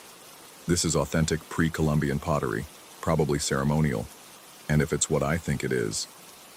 He'd paused, the kind of pause that carries its own gravity. These objects weren't made to be decorative. They were functional, sacred. Sacred how? That depends on what was kept inside. I'd hung up with my hands shaking and immediately began researching international antiquities laws, repatriation procedures, anything that might guide me through the process of undoing what I'd inadvertently done. The regulations were labyrinthine, designed by bureaucrats who'd never faced the prospect of having accidentally smuggled a sacred object across international borders. But the diplomatic mail service, I discovered, could handle sensitive returns without triggering customs investigations. It would take weeks to arrange, but it could be done quietly, professionally, with the kind of discretion that might preserve both the object's integrity and my own legal standing. I'd written the letter in Spanish, apologizing for the misunderstanding, explaining that I'd been deceived by the vendor's claims of the object being a replica. The words felt inadequate, like trying to apologize for stealing someone's ancestor. But I'd done my best to convey genuine remorse and a desire to make things right. The salt water had been my friend's suggestion. 3 nights, he'd said, to cleanse any residual energy that might be clinging to the object before I sent it back. I'd felt ridiculous preparing the bowl, dissolving sea salt in tap water like some suburban practitioner of folk magic. But desperation had eroded my skepticism. The change had been immediate. The morning after the 3rd night, I'd woken feeling lighter than I had in months. The oppressive weight that had settled over my daily routine lifted like morning fog, leaving me clear-headed and optimistic for the first time since Cusco. The water sounds continued, but they'd become softer, less insistent, as if whatever presence inhabited my walls had begun preparing for departure. I'd shipped the vessel that afternoon, watching the postal worker seal it in diplomatic packaging with the kind of relief usually reserved for the end of fever dreams. The tracking number became my talisman, proof that I'd done the right thing, that I'd corrected my mistake before any permanent damage had been done. For 3 weeks, silence. Blessed, complete silence. Then 3:07 a.m. arrived. Drip, drip, drip. The sound wasn't coming from the walls anymore. It was coming from inside my head, as if the water had found a new vessel to inhabit. I'd lie in bed, counting the seconds until the next sequence, watching my digital clock with the kind of attention usually reserved for bomb timers. The pattern never varied. 3 drops, exactly 67 seconds of silence, then 3 more drops.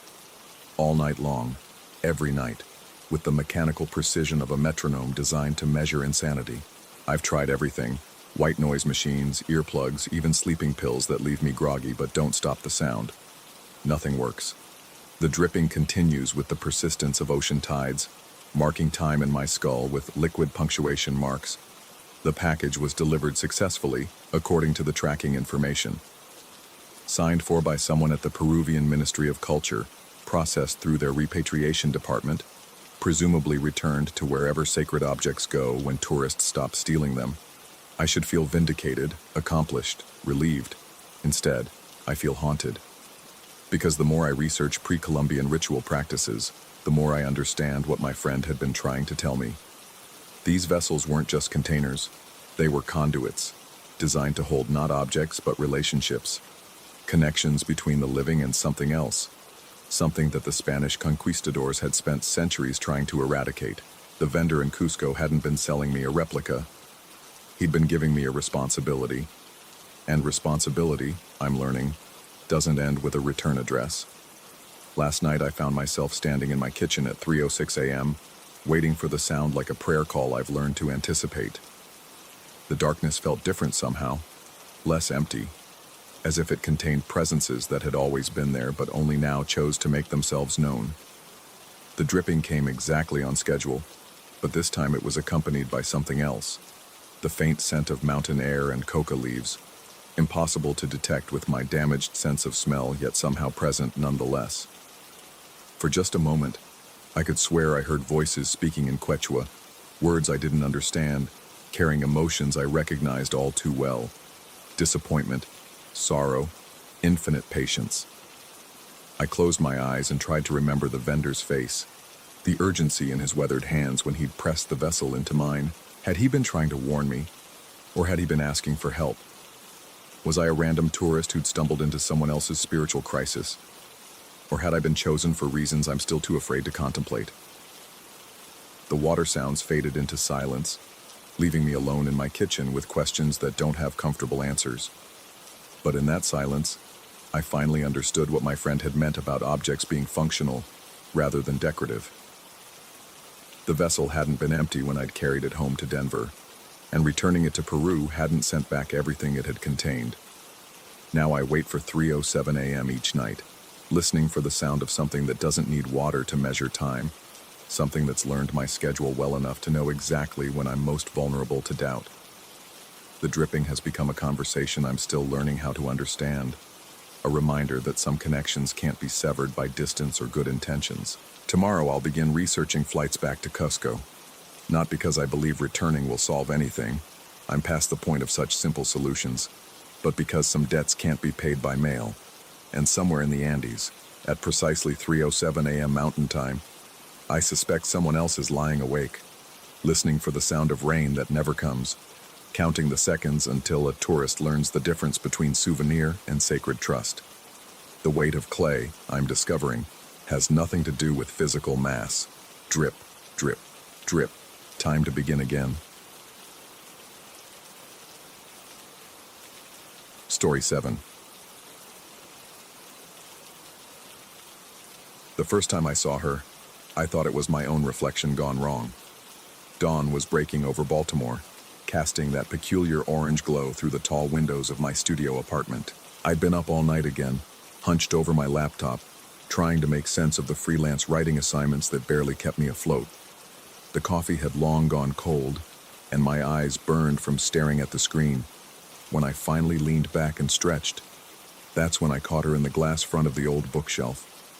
She sat perfectly still, hands folded in her lap, wearing what looked like a high-collared dress from another era. Her dark hair was pulled back and secured with a ribbon, a muted brown color, almost tan. The fabric of her dress seemed to shimmer slightly in the morning light, as if it were made of something heavier than modern material. Her posture was unnaturally straight, like someone posing for a portrait that would take several minutes to expose. My heart hammered against my ribs as I slowly turned around. The antique chair I'd bought at a flea market sat empty, its burgundy velvet seat catching the same amber light that had illuminated her figure in the reflection. But the air itself felt different, thicker somehow, carrying the distinct scent of old paper and leather bindings, the kind of smell you'd find in the forgotten corners of a library that hadn't been renovated since the 1940s. I stood there for what felt like an eternity, waiting for my pulse to slow, convincing myself it had been a trick of the light. The building was old, built in 1910 according to the landlord, and the windows were original, thick glass that distorted images and created false reflections. That had to be it. The stress, the sleepless nights, the isolation of working alone in a space that creaked and settled like a living thing. But when I returned to my laptop, I couldn't concentrate. Every few minutes, my eyes would dart to that bookshelf, scanning its glass surface for any sign of movement. The day dragged on, punctuated by the sounds of the building around me. Footsteps in the hallway above, pipes knocking within the walls, the distant hum of traffic on the street below. Normal sounds that suddenly felt intrusive, as if they were masking something else. Some other presence that moved through the space when I wasn't paying attention.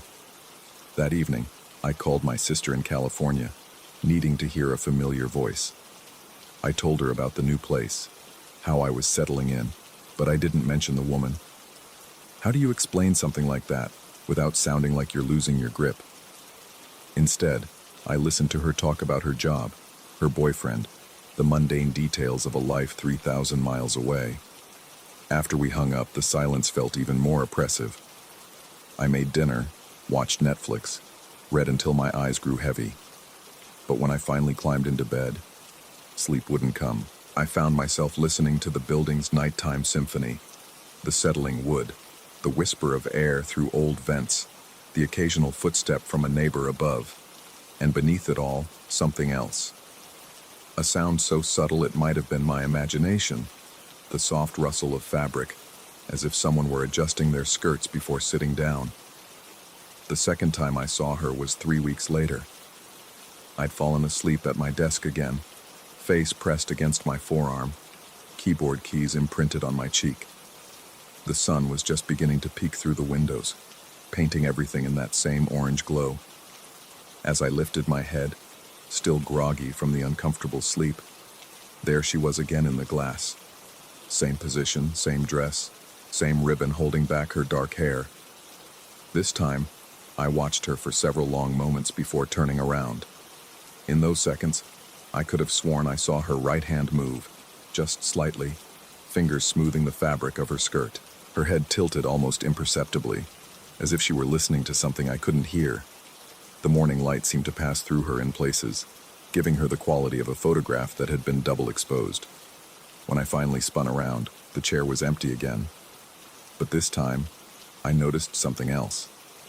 The seat cushion bore a slight indentation, as if someone had indeed been sitting there moments before. The velvet looked compressed, the way fabric does when weight has been resting on it for an extended period. I approached the chair cautiously, running my fingers over the surface. It felt cool to the touch, but not cold. Normal. The indentation could have been from the last time I'd sat there myself, though I couldn't remember when that might have been. I rarely used that chair. It was more decorative than functional, really. Something to fill the empty space between the bookshelf and the window. That's when I noticed the scent again. Stronger this time. Not just old books, but something else underlying it. A floral note, faint and sweet, like pressed flowers between dictionary pages. It reminded me of my grandmother's house, of afternoons spent in her sitting room while she read to me from books that smelled exactly like this. I spent the rest of that day researching the building's history. The Baltimore City Archives had records dating back to its construction, and I learned that it had originally been designed as upscale apartments for the city's growing professional class. The newspaper clippings from 1910 described it as modern luxury living, with the latest amenities, electric lighting, steam heat, telephone connections in every unit. But the building's story grew darker as the decades wore on. The stock market crash of 1929 had forced many residents to move out, and by the 1940s, it had been converted to smaller units, cramped spaces for factory workers and immigrants. I found a mention in a 1943 police report about a domestic disturbance in apartment 4B, my unit, but the details were frustratingly vague. Over the following weeks, I developed a routine around my morning encounters. I'd stay up late working, dozing off at my desk, then wake with the sunrise to catch glimpses of her in the glass. She appeared maybe once or twice a week, never predictably, always in the same pose. I began keeping a notebook, documenting each sighting, the weather conditions, the exact time, any changes in her appearance or position. What struck me most was how she never seemed to acknowledge my presence. She sat with the serene composure of someone posing for a portrait, gazing off toward something beyond my field of vision. Her hands never moved from their folded position, except for that one gesture I began to notice more frequently. A subtle lifting of her right hand toward her hair, fingers moving as if adjusting the ribbon that held it in place. But here's what made my skin crawl. Whenever she made that gesture, her fingers moved through empty air. There was no ribbon visible in the reflection. Her hair appeared to be held back by nothing at all, styled in a way that defied gravity. Yet her hand would move with the precise care of someone smoothing fabric, tucking strands, making minute adjustments to something that simply wasn't there. I started having trouble sleeping. Even when exhaustion finally claimed me, my dreams were filled with the sound of rustling fabric and that sweet, papery scent. I'd wake in the middle of the night convinced that someone was moving around in the apartment, but when I turned on the lights, everything was exactly as I'd left it. The isolation began to wear on me. I found myself talking aloud more often, filling the silence with my own voice. Sometimes I'd catch myself addressing comments to the empty chair, as if she might be sitting there listening, invisible to my direct gaze but somehow present nonetheless. My work started to suffer. Deadlines slipped by unnoticed. I'd sit at my computer for hours, typing and deleting the same paragraph over and over, distracted by peripheral movement that turned out to be nothing more than shadows shifting as the sun moved across the sky. Clients began complaining about missed calls and delayed projects. My savings account dwindled. It was during one of these particularly difficult periods that I met him. I was at Murphy's Pub on Thames Street, one of the few times I'd left the apartment in weeks. The bartender was a guy about my age, with the easy manner of someone who'd listened to too many sob stories to be surprised by much. We got to talking during the slow afternoon shift, and when he learned I lived in the old Whitman building on Monument Street, his expression changed. He leaned across the bar, lowering his voice despite the fact that we were practically alone. "You ever notice anything odd about that place?" The question hit me like ice water. I tried to keep my expression neutral, but something in my face must have given me away because he nodded knowingly. "I lived there about 5 years ago," he continued, wiping down glasses with practiced movements. "4th floor, Unit B. Weird shit started happening after about a month. You know what I'm talking about, don't you?" I didn't trust myself to speak, so I just nodded. "The lady in the old-fashioned dress, right? Always messing with her hair, even though there's nothing there to mess with." He set down the glass and looked at me directly. First time I saw her, I thought I was losing my mind. Stress, you know? New job, new city, living alone for the first time.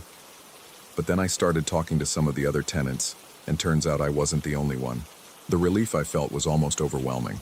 I wasn't crazy. I wasn't having some kind of breakdown brought on by isolation and financial stress. Other people had seen her too. "Did you ever figure out who she was?" I asked, my voice barely above a whisper. He shrugged. "Mrs. Kowalski in 3A has been there since the 70s. She told me the story, though she swears she never saw the lady herself. Apparently, back in the 40s, there was a woman who lived in your unit. She was married to some guy who worked at the shipyards, but he was overseas fighting in the war. She'd sit by that big window every morning, waiting for letters that came less and less frequently." The bartender paused, seeming to consider how much to tell me. "The way Mrs. Kowalski tells it, the woman got word that her husband had been killed somewhere in the Pacific. After that, she just withdrew. Stopped leaving the apartment, stopped talking to the neighbors.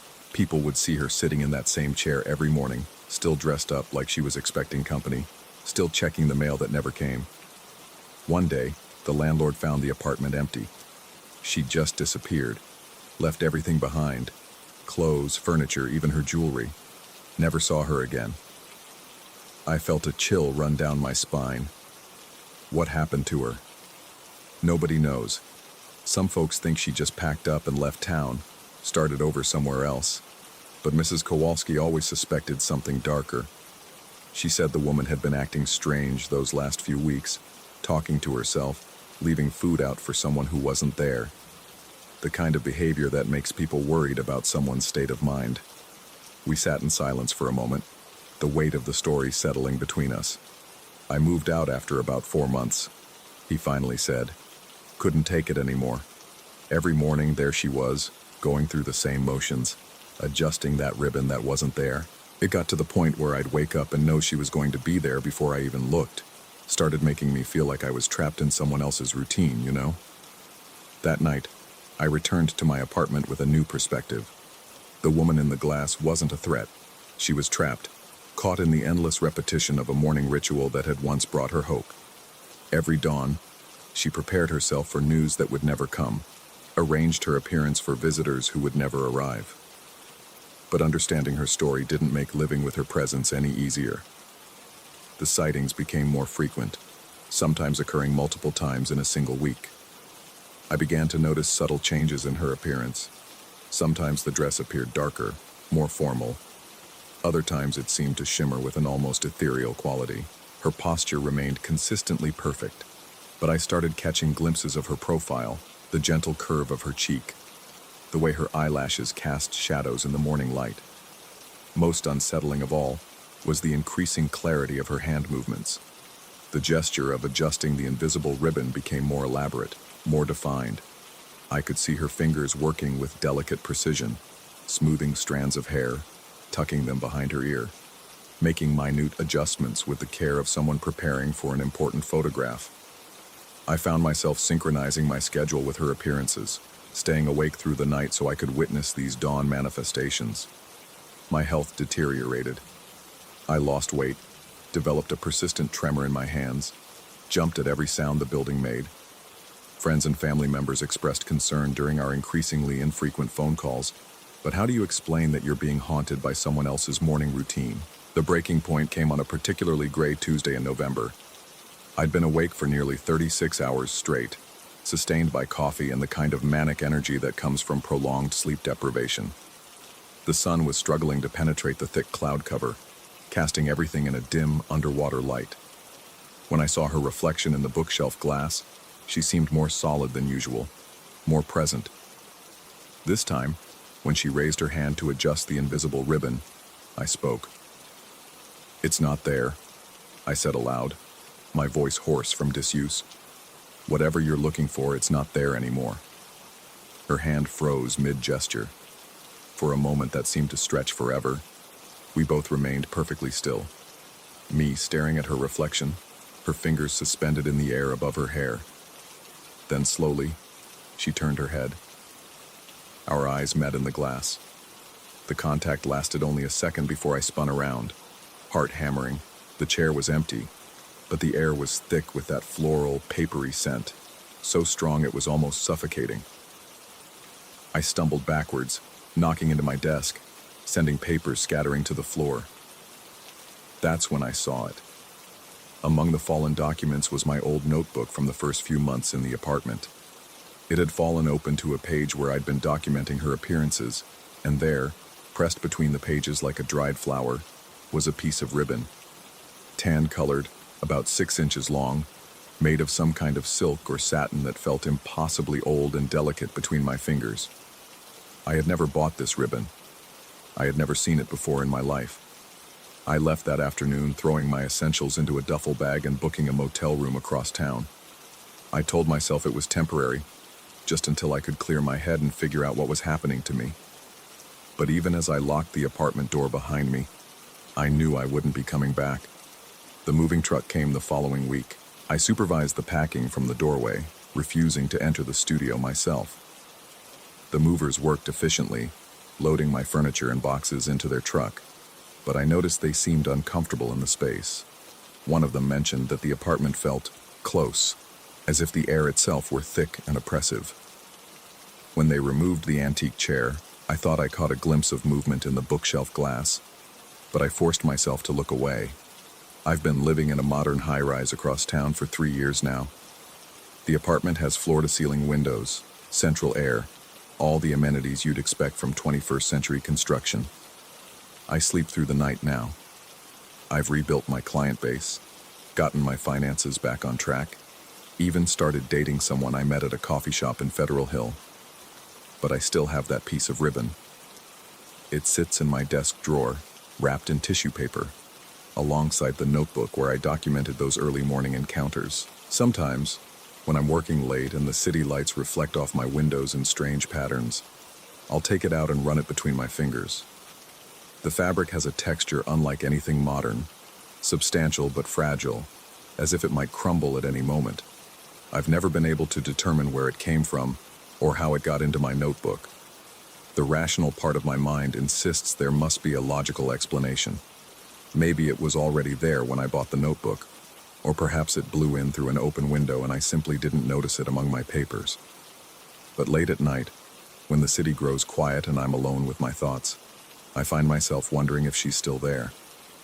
Still sitting in that antique chair every morning, hands folded in her lap, adjusting a ribbon that exists somewhere beyond the reach of ordinary sight. Still waiting for news that will never come, preparing for visitors who will never arrive. And sometimes, just before dawn, I catch myself running my fingers through my own hair, smoothing it back, making small adjustments to my appearance, as if someone might be watching. The gesture feels familiar, almost instinctive, like muscle memory from a routine I've never had. The ribbon remains in my drawer, tangible proof of something I can't explain. A fragment of someone else's story that has somehow become part of mine. And every morning, as the sun rises over Baltimore, I wonder if she's still there in that fourth-floor apartment, caught in the endless repetition of hope and preparation, her reflection visible only to those who happen to be looking at just the right moment, in just the right light. I wonder if she's still adjusting that ribbon, still smoothing her hair, still sitting with perfect posture as she waits for a world that has moved on without her.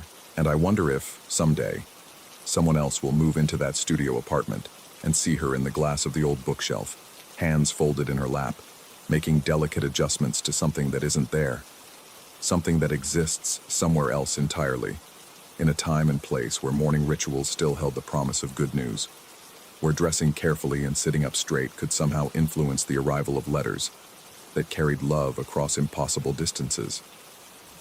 The ribbon in my drawer seems to grow heavier each day, as if it's absorbing something from the air around it. Memory, perhaps, or longing. Sometimes I think I should throw it away, break whatever connection it represents to that morning-lit studio and its eternal occupant. But I can't bring myself to do it, because deep down, in a part of myself I don't fully understand, I know that ribbon is the only thing keeping her tethered to a world where someone still remembers her story, still acknowledges her presence, still witnesses her daily preparation for a reunion that will never come. And maybe that's enough. Maybe that's all any of us can ask for, to be remembered, to have our routines witnessed, to know that somewhere in the world, someone understands the importance of the small rituals that give our days meaning. Even if those rituals involve adjusting ribbons that exist only in the space between memory and hope, in the reflection of old glass at the break of day. Story 8. The brass mobile still turns when I close my eyes. 3 months ago, I would have called Uncle Ray crazy for keeping that thing hanging in the stairwell of his converted silo. Now I understand that some objects move not because of wind, but because of weight. The weight of things that shouldn't be there, pressing against the air like fingers testing the surface of still water.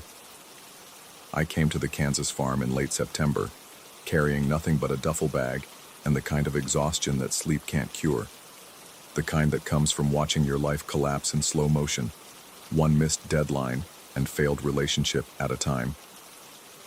Ray offered me the guest room on the ground floor of the silo, his old grain storage tower that he'd converted into a farm office years ago. The bottom floor held filing cabinets and a small kitchenette. The middle floor housed his desk and computer equipment. The top floor was meant to be a break room, complete with a worn leather couch and a television mounted on the wall. A panoramic window wrapped halfway around the circular space, offering an unobstructed view of the highway that cut through the wheat fields like a scar. The first week passed without incident. I spent my days helping Ray with paperwork and my evenings on that third-floor couch, watching the hypnotic dance of headlights streaming past in the distance. The isolation felt like medicine after months of urban chaos. But isolation has a way of making you notice things you might otherwise dismiss. It started with the reflections. I had climbed to the top floor to turn off the television one Thursday evening when I caught sight of movement in the panoramic window. 4 figures sat on the couch behind me, perfectly aligned, all facing the highway. Their postures were unnaturally rigid, heads tilted at identical angles, as if they were listening to something I couldn't hear. The reflection was crystal clear despite the darkness outside, clearer, somehow, than my own face should have been in the glass. When I turned around, the couch was empty. I stood there for several minutes, my heart performing an irregular rhythm against my ribs. The leather cushions showed no indentations where the figures had been sitting. The air held no lingering warmth or scent of other people. Yet when I turned back to the window, there they were again. 4 adults in clothing I couldn't quite make out, sitting exactly as before, their attention fixed on the ribbon of asphalt beyond the wheat. I left the television on that night. The next morning, Ray mentioned over breakfast that he'd heard the TV running late into the night. His tone was casual, but there was something in his eyes that suggested this wasn't the first time he'd noticed odd sounds from the silo after dark. When I explained what I'd seen, he nodded slowly, the way a person might acknowledge bad weather. "Farm's got its ways," he said, returning to his eggs. "Always has." That afternoon, I called my therapist in Chicago. Dr. Martinez had warned me about the psychological effects of sudden isolation after prolonged stress. Hallucinations weren't uncommon, she assured me. The mind sometimes creates company when it finds itself alone after trauma. Her voice sounded tinny and distant through the old landline, as if she were speaking from another planet instead of just another state. I might have believed her explanation if not for the woman on the stairs. It happened 3 days later. I was heading up to the second floor to grab some files for Ray when I saw her on the middle landing. She wore a light-colored dress, cream or pale yellow, and her dark hair moved softly around her shoulders, as if stirred by a gentle breeze. She raised one hand in a slow, deliberate wave, her fingers spreading and closing in a gesture that seemed more goodbye than hello. The strangest part wasn't seeing her there. The strangest part was that her hair and dress moved with perfect fluidity, while the air around me remained completely still. No windows were open on the landing, no fans were running. Yet her clothing and hair swayed as if she stood in the middle of a summer meadow instead of a converted grain silo. I blinked, and she was gone. But the brass mobile hanging from the ceiling continued to spin lazily, its small chimes making soft metallic whispers in the motionless air. The sound followed me as I climbed the remaining steps, a delicate tinkling that seemed to comment on my presence like a disapproving tongue. That evening, Ray found me sitting at the kitchen table, staring at my untouched dinner. When I told him about the woman, he leaned back in his chair and studied the ceiling as if the answer to some unspoken question might be written there. "Was she pretty?" he asked. The question caught me off guard. Yes, I think so. It was hard to tell. "They usually are," he said. "Pretty, I mean. Or at least they seem that way." They? Ray stood and walked to the kitchen window, gazing out at the silo rising like a concrete finger against the darkening sky. "You're not the first guest who's seen things. Won't be the last, I'd guess." He refused to elaborate, despite my pressing. That night I locked the door to my ground floor room and pulled the curtains tight. But locks and curtains offer no protection against the sensation of being watched through walls, or the growing certainty that the silo itself was somehow aware of my presence. The awareness seemed to intensify as October deepened.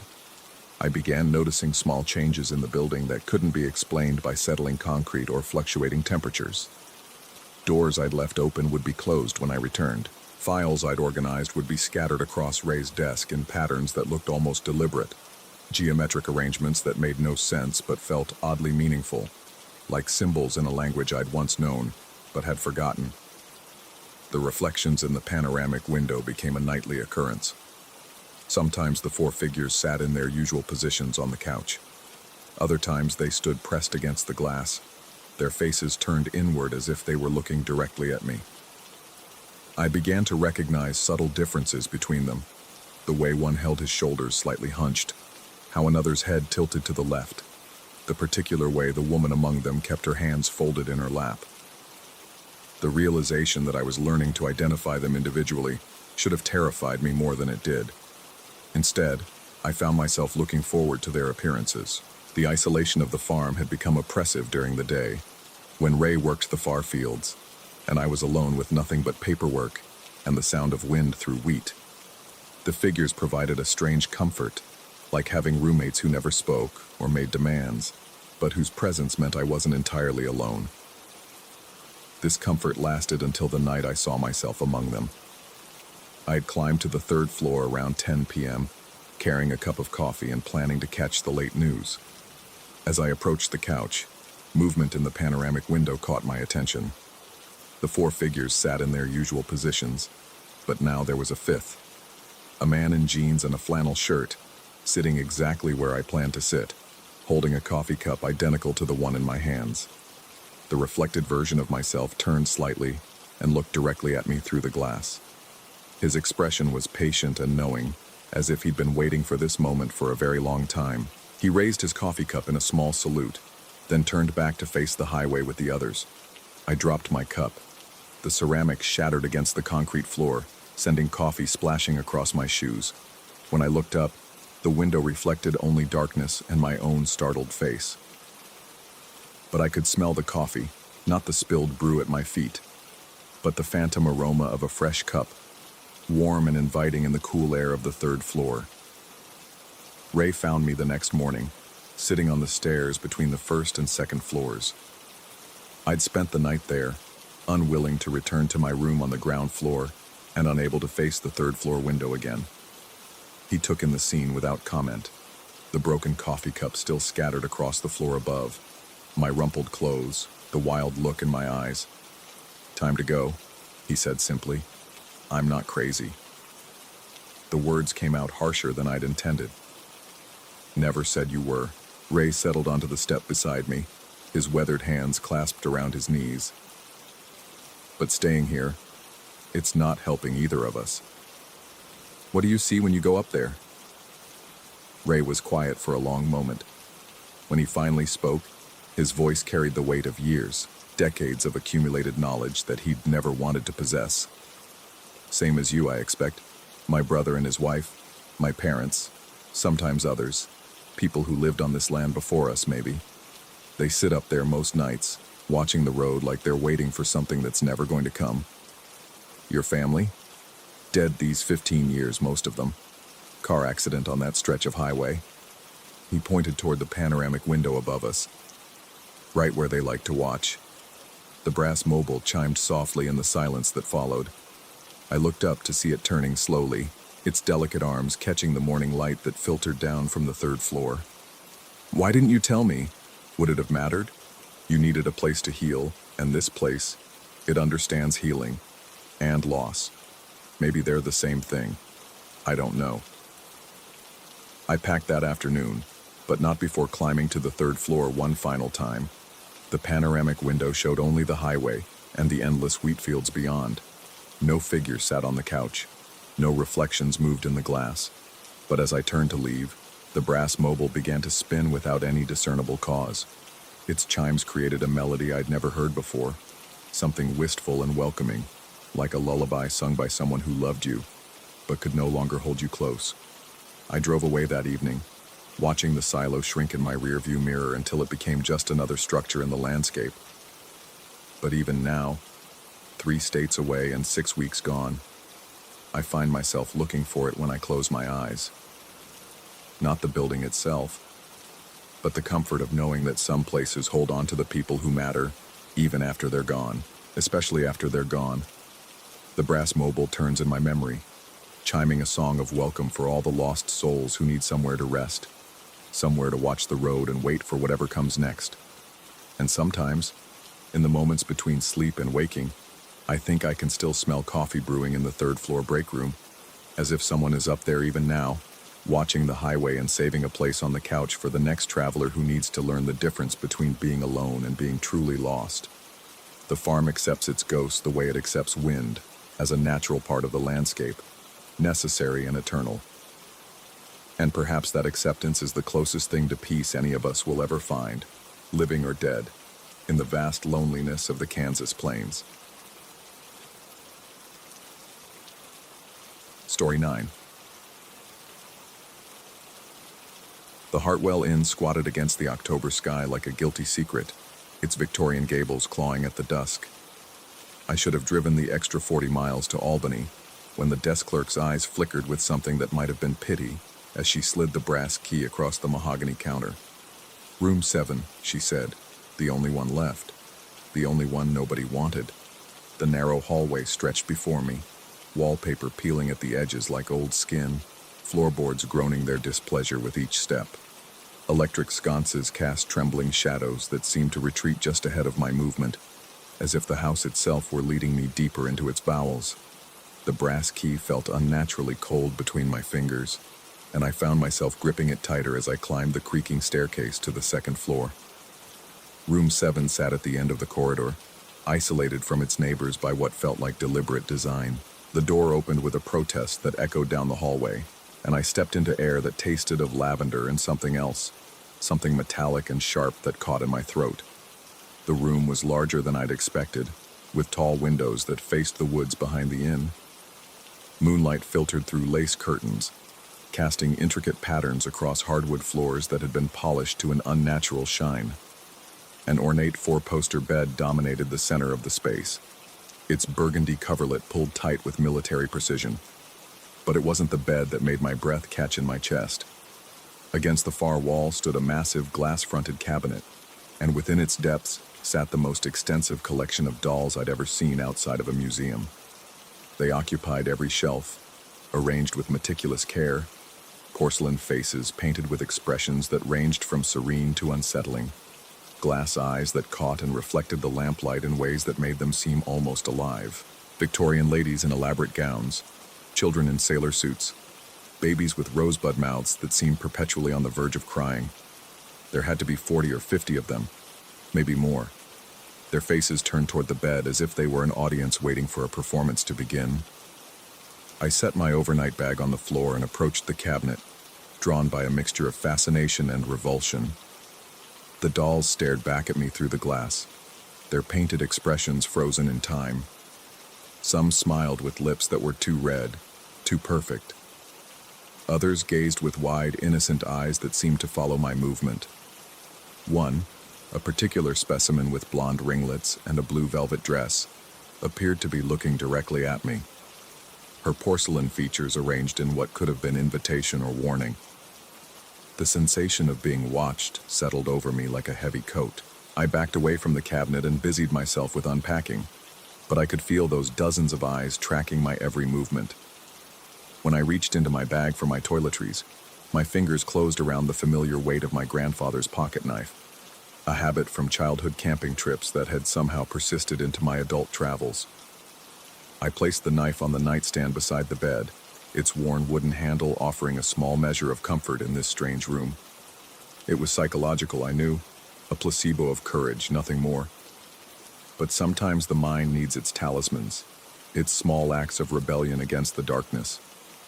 The rest of my evening routine felt surreal under the watchful gaze of the dolls. I brushed my teeth in the small adjoining bathroom, where the mirror showed a face more drawn and tired than I remembered. The fluorescent light above the sink flickered intermittently, casting my reflection in strobe-like intervals that made me appear to blink in and out of existence. When I returned to the main room, I noticed that the moonlight had shifted, creating new patterns on the floor, new angles of shadow that seemed to transform the dolls' expressions. What had appeared benevolent before now looked calculating. What had seemed innocent now carried undertones of menace. I turned off the bedside lamp and slipped beneath the covers, pulling them up to my chin like a child afraid of monsters. The room fell into darkness, but not complete darkness. The moon was full enough to keep the cabinet and its occupants visible as pale shapes against the far wall.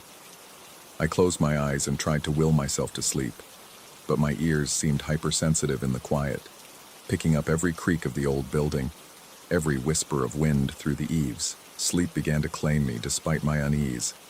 That soft descent into unconsciousness where reality becomes negotiable and the impossible seems merely improbable.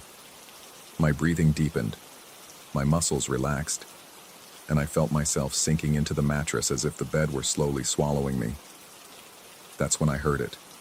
A voice, soft as silk and light as air, speaking directly into my ear as if someone were lying beside me on the pillow.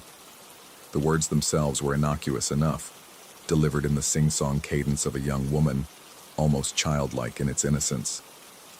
In here, desires always come true. My eyes snapped open, my body instantly rigid with terror. The room was empty. I could see every corner, every shadow. The dolls remained in their cabinet, motionless as death.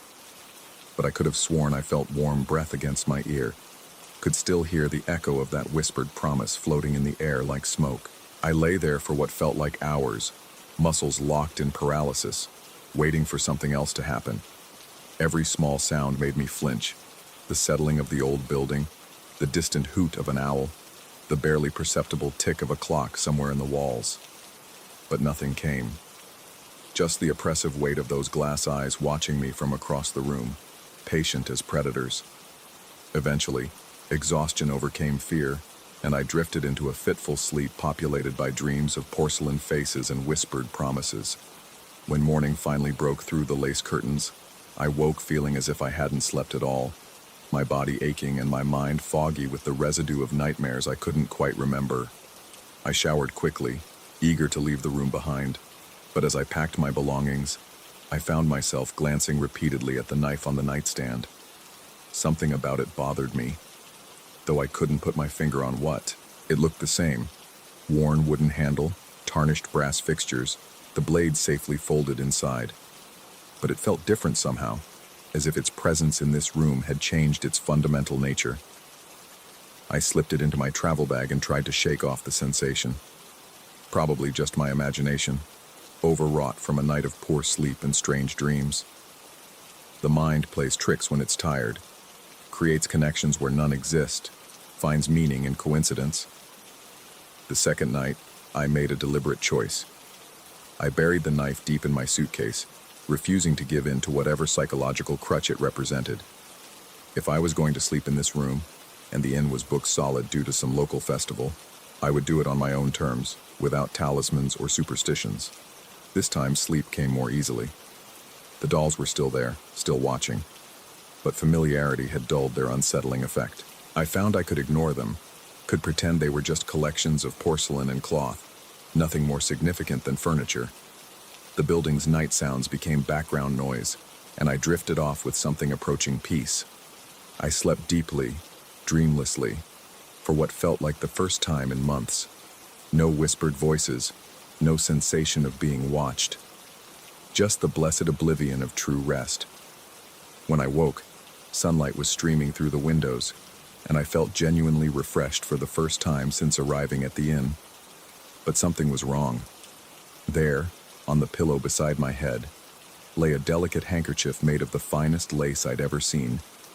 It was folded with precise care, its edges forming perfect right angles, as if someone had spent considerable time arranging it just so.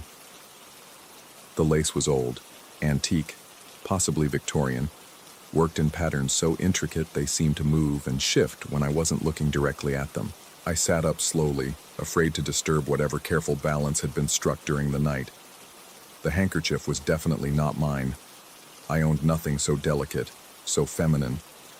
It belonged to another era, another world entirely.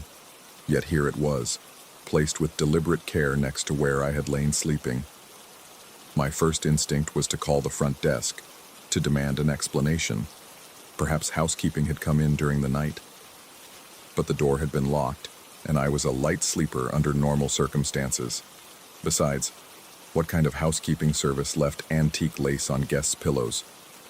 I picked up the handkerchief with trembling fingers, expecting it to dissolve like a mirage or transform into something else entirely. But it was real. I could feel its weight, could see the play of morning light through its delicate patterns. It smelled of lavender and something else, something I couldn't identify but that made my stomach churn with inexplicable dread. As I held it, I became aware that the dolls in the cabinet seemed different this morning, not physically changed. They occupied the same positions, wore the same expressions, but there was something in the quality of their attention that had shifted. Before, they had watched with the idle curiosity of observers. Now, they seemed to be waiting for something, their painted eyes bright with anticipation. I dropped the handkerchief as if it had burned me and began packing frantically. Whatever was happening in this room, whatever game was being played, I wanted no part of it. I stuffed my belongings into my bag with no regard for organization, driven by a primitive need to escape that I couldn't fully rationalize. But as I reached for the door handle, I found myself turning back for one last look at the cabinet. The doll with the blonde ringlets and blue velvet dress, the one who had seemed to look directly at me that first night, was smiling. I was certain she hadn't been smiling before.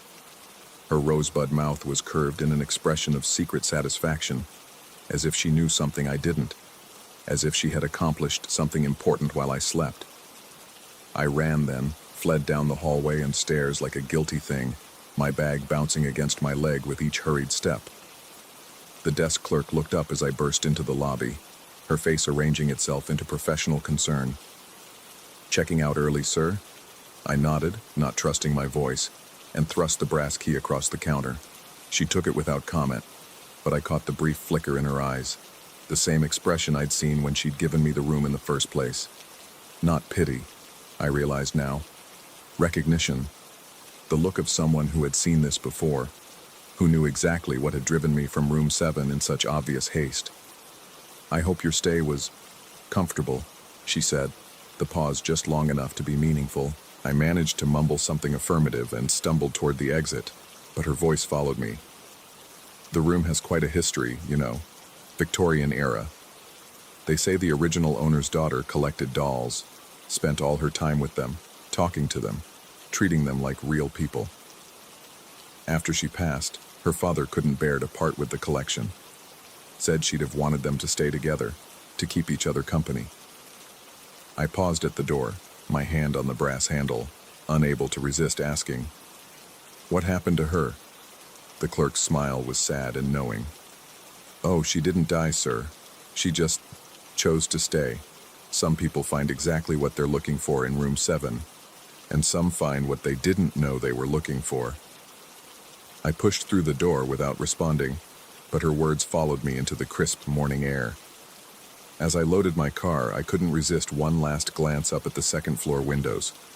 There, barely visible through the lace curtains of room 7, I could swear I saw a figure standing at the glass.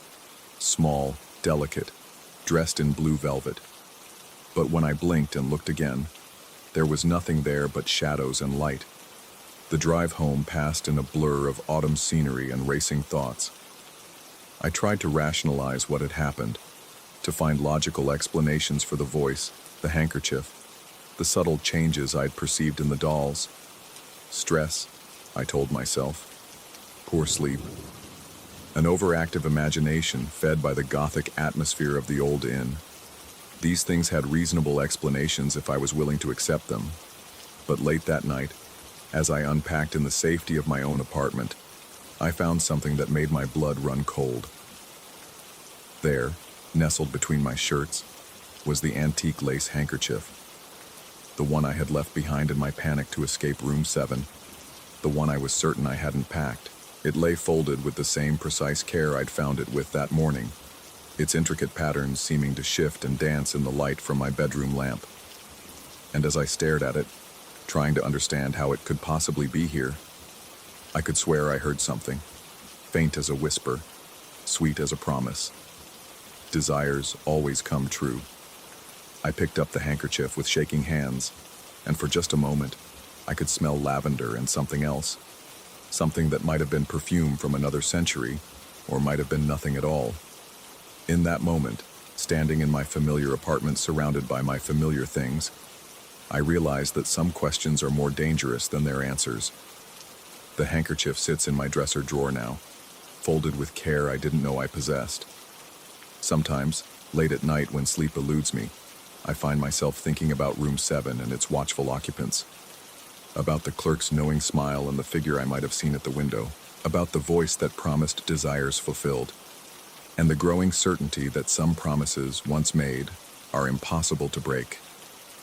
I tell myself it was all imagination, all stress and suggestion, and the power of old buildings to make us believe in ghosts.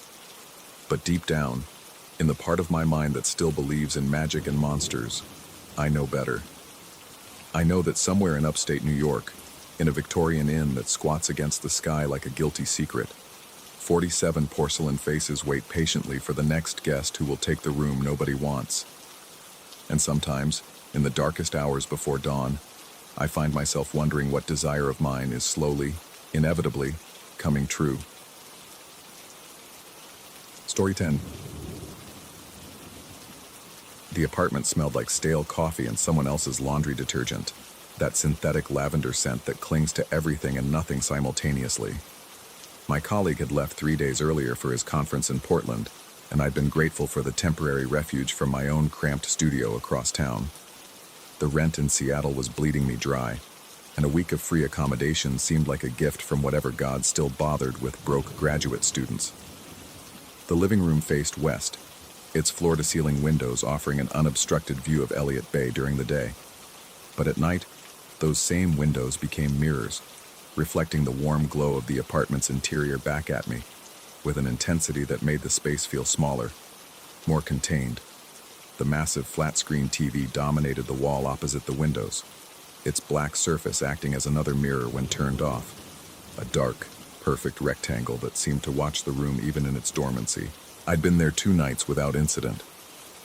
Working on my thesis about media manipulation in post-digital society, I'd spread my research materials across the coffee table and settled into a comfortable routine.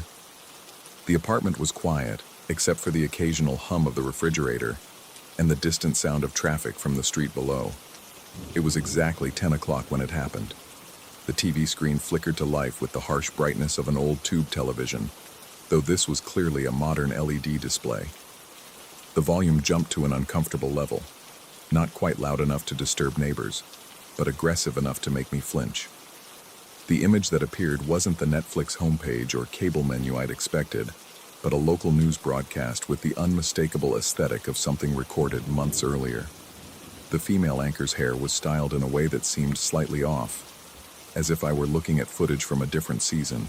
Her makeup was perfect, but there was something artificial about the way the studio lights hit her face, creating shadows that seemed to move independently of her gestures. She was discussing a water main break on Capitol Hill, an event I vaguely remembered from the previous spring. I reached for the remote, but it wasn't on the coffee table where I'd left it. The couch cushions yielded nothing, and a quick search of the immediate area proved fruitless. The anchor continued her report with mechanical precision, her voice carrying that particular cadence of local television, enthusiastic yet hollow, designed to convey urgency about fundamentally unurgent events. The timestamp in the corner of the screen confirmed my suspicion. This broadcast was from 4 months ago. But there was something else, something that made my skin crawl in a way I couldn't immediately articulate. The anchor's eyes seemed to be looking directly at me, not at the camera, but at me specifically, me. Every few seconds, her gaze would shift slightly, following my movement across the room as I searched for the remote. I found it wedged between the arm of the couch and a throw pillow, exactly where I hadn't looked twice before. The moment my fingers closed around it, the TV shut off with a soft electronic sigh, leaving me staring at my own reflection in the black screen. The sudden silence felt oppressive, as if the apartment itself was holding its breath. Sleep came fitfully that night. I kept thinking about the anchor's eyes, the way they seemed to track my movement. In my dreams, I was trapped inside that news studio, sitting in an audience that didn't exist, watching myself watch television in an endless recursive loop. The next day passed without incident. I worked on my thesis, took breaks to walk around the neighborhood, and tried to shake the unease that had settled in my chest like cold water. The apartment felt different in daylight, more normal, more like a space occupied by living people rather than something suspended between frequencies. But as evening approached, I found myself watching the clock with growing anxiety. At 9:45, I positioned myself directly in front of the TV with the remote in my hand, determined to solve whatever technical malfunction had occurred the night before. The screen remained black as 10 o'clock arrived and passed. I felt foolish, sitting there staring at my own reflection, remote pointed at a television that showed no sign of spontaneous activity. The minutes ticked by, 10:01, 10:02, 10:03, and nothing happened. Then I unplugged it. The power cord came free from the wall socket with a soft pop, and I coiled it carefully before placing it on the coffee table where I could see it. No electricity meant no mysterious broadcasts, no matter what kind of technical glitch had occurred the night before. At exactly 10 o'clock, the screen flashed on. For just a second, less than a second, the display blazed with that harsh, unnatural light. In that brief instant, I saw a face looking back at me from the black screen. not reflected in it, but emerging from within it, as if someone was standing just behind the glass surface of the display. The face was colorless, drained of all warmth and vitality, with eyes that fixed on mine with an intensity that felt like physical pressure. Then darkness returned, leaving me staring at my own pale reflection, the unplugged power cord still visible in my peripheral vision. I didn't sleep that night. Instead, I sat on the couch researching television technology, looking for any explanation for how a display could activate without power. I found articles about capacitor discharge and phantom power draw, technical explanations that felt reassuring in the blue glow of my laptop screen. By dawn, I'd almost convinced myself that what I'd experienced was some kind of electrical phenomenon combined with exhaustion and suggestion. The rational explanation lasted until I returned to my own apartment. My studio was cramped and cluttered, dominated by an ancient 27-inch CRT television I'd inherited from my grandmother. It was the kind of old-fashioned TV that took 30 seconds to warm up and produced a small explosion of static when turned off. I'd had it for years without any unusual behavior, but that first night back in my own space, it began its own 10 o'clock ritual. The old television came to life with a wash of static, the screen resolving into the same local news broadcast I'd seen in my colleague's apartment. Same anchor, same artificial lighting, same 4-month-old water main story. But this time, when she looked at me, her colorless face smiled. I yanked the plug from the wall, and the screen died immediately. No lingering glow, no gradual fade, just instant blackness. But in the reflection on the curved glass surface, that face remained for a moment longer, watching me with empty eyes before dissolving into my own distorted image. The pattern established itself over the following weeks. Every television I encountered seemed infected with the same temporal anomaly. The TV in the laundromat where I did my washing, the monitor in the computer lab at the university, the display screens at the coffee shop where I sometimes studied. At 10 o'clock, they would show me that same broadcast, that same anchor with her practiced smile and hollow gaze. I stopped staying in public places after 10 p.m. I avoided friends' apartments, declined invitations to watch movies, and found excuses to leave restaurants and bars before the crucial hour. But the isolation only made things worse. In the absence of external stimuli, my mind began to fill in gaps with increasingly disturbing possibilities. What if the broadcast wasn't a recording at all, but something happening in real time in a place that existed parallel to our world? What if the colorless face I'd seen was trying to communicate something urgent, something I was too frightened to understand? The rational part of my mind insisted that stress and sleep deprivation were creating a persistent hallucination, but the rational part of my mind was growing quieter each day. 3 weeks after leaving my colleague's apartment, I decided to test the limits of whatever was happening to me. I borrowed a friend's car and drove to an electronics store 20 minutes outside the city. The showroom floor was filled with dozens of televisions displaying different channels, different content, a wall of moving images, and competing audio tracks. I positioned myself in the center of the room and waited. At exactly 10 o'clock, every screen in the store switched to the same channel. The cacophony of different programs was replaced by the uniform sound of that familiar news broadcast echoing from dozens of speakers simultaneously. Every display showed the same anchor, the same studio, the same 4-month-old report about infrastructure failure. But this time, she wasn't alone. Standing behind her, barely visible in the studio's artificial lighting, were other figures. Colorless faces with empty eyes, all looking directly at me through the multitude of screens. Some stood close enough to the news desk to be partially visible. Others were mere suggestions of presence in the shadows at the edge of the frame. The anchor finished her report and turned to face the camera, to face me directly. Her mouth opened, and though I couldn't hear her words over the sound of my own heartbeat, I could see her lips forming syllables with careful precision. She was saying my name.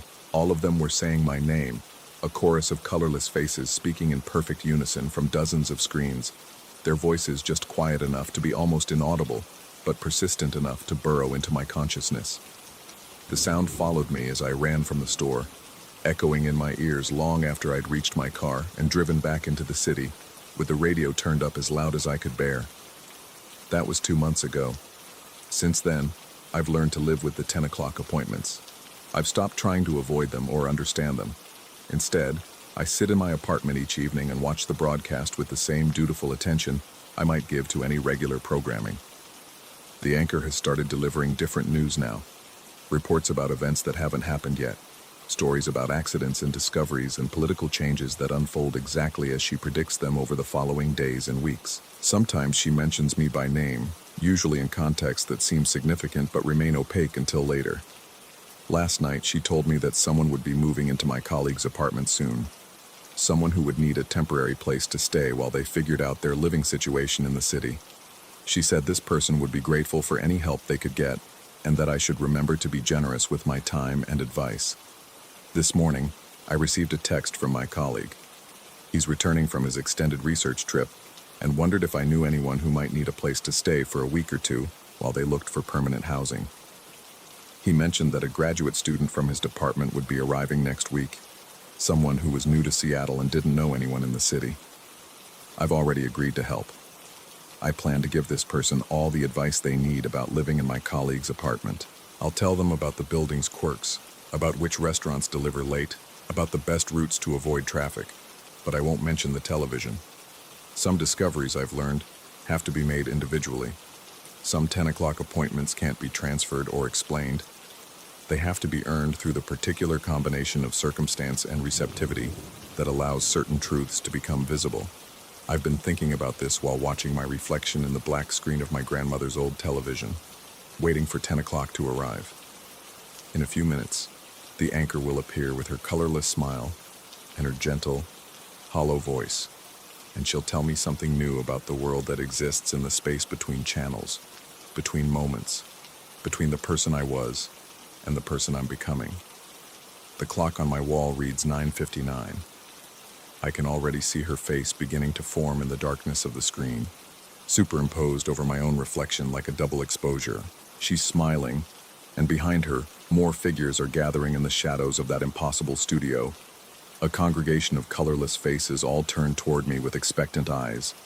The second hand sweeps toward 12, and I lean forward to listen carefully to whatever she has to tell me tonight. After all, I've learned that her advice is always worth following, even when I don't understand it at first. Especially when I don't understand it at first. Story 11. The ritual began 3 months after I moved into the Kenwood Avenue apartment. Nothing dramatic precipitated it. No break-in, no strange noise in the night. Just the gradual understanding that the corridor connecting my bedroom to the rest of the apartment demanded respect. 37 steps from my door to the kitchen, 22 to the living room, and every single one requiring acknowledgement of what lay at either end before I dared traverse that stretch of hardwood. Left. The kitchen, with its single window facing the intersection where East 47th meets the avenue, perpetually bathed in the amber glow of sodium streetlights and the intermittent red-green pulse of the traffic signal. Right. The living room, darker, more contained, where the heavy curtains I'd inherited from the previous tenant blocked most external illumination. Both ends had to be visually confirmed clear before I could walk between them. It seemed reasonable at the time, a practical habit born from urban caution. The apartment building itself carried the weight of Chicago's architectural ambitions from the 1920s. Thick walls, high ceilings, and crown molding that cast intricate shadows when light hit it at certain angles. My neighbors were ghosts. I heard them sometimes, footsteps above, muffled conversations through shared walls. But in 6 months of living there, I'd encountered only the elderly woman from 4B, who nodded politely when we passed in the lobby and nothing more. My job as a data analyst for a logistics company allowed me to work mostly from home, which meant I spent considerable time in that apartment, learning its rhythms. The building settled differently depending on temperature and humidity. The radiators had their own language of clicks and hisses. The refrigerator hummed in a pattern I could predict. 43 seconds of silence, then a low rumble for exactly 2 minutes and 17 seconds. These details mattered because they formed the baseline of normalcy against which everything else could be measured. The corridor ritual worked perfectly until that October night when the familiar parameters shifted. I'd finished reviewing quarterly shipping reports and was heading to the kitchen for a late dinner when I paused at my bedroom doorway, following protocol. Right side, living room adequately lit by the standing lamp I'd left on. Empty leather chair positioned at its usual angle, nothing amiss. Left side, kitchen shrouded in darkness deeper than usual, the street light that typically provided ambient illumination apparently dimmed or blocked. But there was something else. A shape against the window, motionless and wrong in its stillness. My eyes adjusted slowly to the darkness, and the form became clearer, human in outline, but strangely rigid, as if frozen mid-gesture. The traffic light outside pulsed its regular sequence, and when it shifted to red, the entire figure seemed to glow with that crimson wash, like a photograph developed in a dark room under colored filters. Every instinct screamed retreat. I backed into my bedroom, locked the door, and sat on the edge of my bed listening to my own heartbeat echo in my ears. The building's familiar sounds continued around me. Someone's television murmuring through the walls, the elevator mechanism cycling in the distance, water running through pipes somewhere above. Normal sounds, but they felt contaminated now by what I'd seen. Sleep came in fragments. I'd drift off only to wake with the sensation that something had changed in the apartment, that footsteps had crossed the corridor while I dozed, that my bedroom door had been tested quietly from the outside. Each time I checked, the lock held firm and silence greeted me. Dawn arrived gray and reluctant, filtered through October clouds that promised rain. I unlocked my bedroom door and stepped into the corridor, checking both ends according to protocol.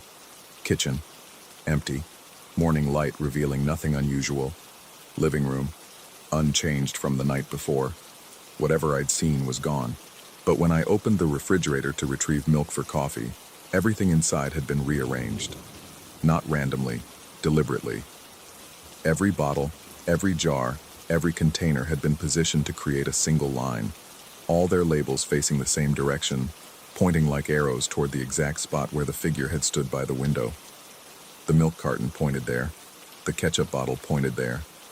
Even the small jar of olives I'd forgotten about was angled precisely to indicate that specific location. My hands trembled as I returned the items to their normal positions, trying to convince myself I'd simply forgotten how I'd organized things the previous day. But the alignment had been too perfect, too purposeful. Someone, or something, had sent a message. The red light began appearing that same day. Every time I crossed the corridor, regardless of the hour, the streetlight outside would pulse red, just as I reached the midpoint of my journey, not the traffic signal. That continued its normal pattern. This was different, deeper, more saturated, as if the light itself had changed frequency. I tested it repeatedly, walking back and forth, and the timing never varied. 7 steps from either end of the corridor, the red light would flicker on for exactly 3 seconds, then fade back to its usual amber glow. I told myself it was coincidence, then pattern recognition gone haywire, then simple confirmation bias. But after 2 weeks of consistent behavior, scientific explanations began to feel like desperate rationalization. I started timing my corridor crossings during different traffic light cycles. Green, yellow, red, it made no difference. My red light operated on its own schedule. Work became a refuge from the apartment's growing strangeness. I'd leave early in the morning and return as late as possible, sometimes sitting in my car in the building's parking lot for an extra hour just to delay going upstairs. But the ritual still demanded compliance. Check both ends of the corridor, verify safety, cross quickly while the red light pulsed its acknowledgement. The woman from 4B stopped acknowledging me in the lobby. When I nodded to her, she'd look straight through me as if I wasn't there. The building superintendent, a gruff man who'd always been friendly enough to chat about Chicago weather or the Cubs prospects, began avoiding eye contact entirely. I started to wonder if something about me had changed, if whatever was happening in my apartment was somehow visible to others, marking me in ways I couldn't perceive. November brought the first snow, and with it an escalation. The red light began appearing in other locations throughout the apartment. I'd be washing dishes and catch a red gleam in the chrome faucet. I'd be reading in bed and notice the lamp casting red shadows instead of its usual warm yellow. I'd wake up to find the digital clock displaying the correct time but in red numbers instead of green. The refrigerator incidents became more frequent and elaborate. Items wouldn't just point toward the window, they'd form patterns. Once I found every container arranged in a perfect spiral with the window as its center. Another time they spelled out shapes I couldn't quite identify, geometric forms that seemed familiar but just beyond recognition. I began photographing these arrangements before disturbing them, building a collection of evidence for something I couldn't name. My sleep deteriorated. The apartment felt occupied even when I was alone, filled with a presence that didn't announce itself but couldn't be ignored. I'd lie awake listening for sounds that weren't there, watching for movements in the darkness of my bedroom, feeling observed from angles that should have been empty. The corridor outside my door hummed with activity I couldn't verify. Footsteps that stopped just before I could open the door to check. Whispered conversations that faded the moment I tried to focus on them. I started leaving lights on throughout the apartment, thinking illumination might discourage whatever was happening. Instead, it seemed to provide better conditions for the red light to manifest. Now I could see it clearly as it pulsed through every room, reflecting off surfaces, creating a network of crimson signals that followed me wherever I went. The building's other tenants began to seem different. I'd pass someone in the hallway and they'd turn to watch me with expressions I couldn't interpret. Not hostile, not friendly, but intensely focused, as if they were memorizing details about my appearance or behavior. Conversations would stop when I approached the lobby. Footsteps would pause when I passed someone on the stairs. I considered breaking the lease, finding another apartment, but the rational part of my mind insisted this was exactly what whatever was happening wanted. Displacement, disruption, abandonment of normal life patterns. Running away felt like surrender to delusion. Besides, I'd grown oddly attached to the corridor ritual. It had become the one constant in my destabilizing existence, the single action that still felt under my control. December brought new developments.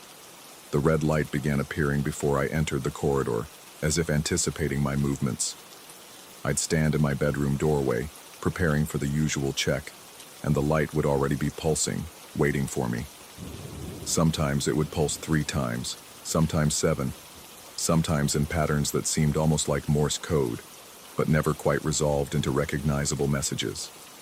The figure returned on the winter solstice. I was working late on year-end reports when I followed my ritual and saw it again. The same motionless shape silhouetted against the kitchen window. The same red illumination making it glow like heated metal. This time I forced myself to approach instead of retreating. Each step forward felt like moving through thick liquid, the air itself resisting my progress. The figure remained perfectly still as I drew closer, its outline becoming clearer. Human in shape but wrong in proportion, as if someone had stretched a photograph vertically or viewed a normal person through a distorting lens. The red light that illuminated it seemed to come from within rather than from outside, pulsing in rhythm with something I couldn't identify. When I reached the kitchen threshold, the figure turned. Not quickly, not dramatically, just a slow rotation of its head until it faced me directly. Where its face should have been, there was only the red glow, featureless and unwavering. We stood there for an infinite moment, observer and observed, while the building's familiar sounds continued around us, as if nothing extraordinary was happening. Then it gestured toward the refrigerator. I opened the door with hands that had gone completely numb. Inside, every item had been arranged to spell out words in that same pointing pattern I'd seen so many times before. But now the message was clear, unavoidable, written in the language of condiment bottles and leftover containers. "You see us now." The figure nodded once, as if confirming I'd understood, then began to fade. Not disappearing suddenly, but gradually becoming transparent. The red glow dimming until only the ordinary streetlight outside remained. I stood alone in my kitchen, staring at the refrigerator's message, while my rational mind tried to process what had just occurred. I rearranged the items back to their normal positions, but my hands were shaking so badly I knocked over the milk carton, sending white liquid spreading across the shelves. As I cleaned up the mess, I noticed something else had changed. The kitchen window, which had always provided a clear view of the intersection below, now showed only darkness. Not the darkness of night. This was different, absolute, as if someone had painted the glass black from the outside. The corridor ritual continues. Every time I need to cross from my bedroom to the rest of the apartment, I check both ends, verify safety, and walk quickly while the red light pulses its acknowledgement. But the parameters have shifted again. Now I see figures in both directions. Sometimes one, sometimes several, always motionless, always watching. They don't seem threatening exactly, just intensely interested in my daily routines. The other tenants in the building have stopped pretending not to see me. Now they nod when we pass, but their nods feel like recognition of something shared, some understanding I've finally achieved. The woman from 4B even smiled at me yesterday, and for just a moment, her eyes caught the light in a way that made them appear red. I've stopped questioning whether what I'm experiencing is real or imagined. The distinction feels increasingly irrelevant. What matters is adaptation, learning the new rules, understanding that my apartment exists in a space where normal logic doesn't apply. The ritual protects me, the red light guides me, and the figures in the corridor have become familiar companions rather than sources of fear. Sometimes, late at night, I wonder if I'm the only one who can see them, or if everyone in the building has their own version of the corridor ritual, their own red lights and watching figures, their own messages spelled out in refrigerated groceries. Maybe the whole world operates on these hidden protocols, and I'm just now learning to perceive the infrastructure that was always there. The refrigerator spelled out a new message this morning. Welcome home. I left it exactly as I found it. Story 12. The house on Juneau Avenue had been watching me long before I knew it was there. Evangeline's rental sat wedge-shaped between two towering Victorians, a narrow slice of 1940s modesty that seemed to shrink further each time I visited. The previous tenant had left suddenly, she'd mentioned once while sorting through mail still arriving in his name, bills and catalogs for someone called Dimitri Koss, forwarded and re-forwarded until the postmarks blurred into illegible smears. I should have paid attention to that detail, should have wondered why a man would abandon his mail, his forwarding address, his entire paper trail in a city like Milwaukee, where winter makes leaving a calculated risk. But I was distracted by other things. By the way, Evangeline's fingers traced absent patterns on my chest in the gray afternoon light. By the coffee shops we'd discovered in the Third Ward, the late-night conversations that stretched until dawn painted her bedroom walls amber. By the comfortable routine we'd fallen into, her teaching classes at the college 3 days a week, me working remotely from her kitchen table, the quiet domesticity that felt like trying on someone else's life. The house began its subtle campaign during my third week of regular visits. Evangeline would leave around noon on Tuesdays and Thursdays, her footsteps echoing down the front stairs, car door slamming with that particular metallic finality of a 2010 Honda Civic that's seen too many Wisconsin winters. The sound would fade into the ambient hum of Juneau Avenue traffic, and I'd settle into the strange luxury of being alone in someone else's space. That's when the house would begin to breathe differently. The first incident happened during my shower on a Tuesday in late September. I'd been luxuriating under water pressure that somehow managed to be both aggressive and insufficient, a uniquely rental property phenomenon, when I noticed the vinyl curtain bulging inward. Not dramatically, just 2 fingers' width of indentation, as if someone had pressed their palm against the exterior and was testing the resistance. I stood there, water streaming down my face, watching the curtain hold that unnatural curve. The pressure behind it felt deliberate, patient. When I moved, it moved.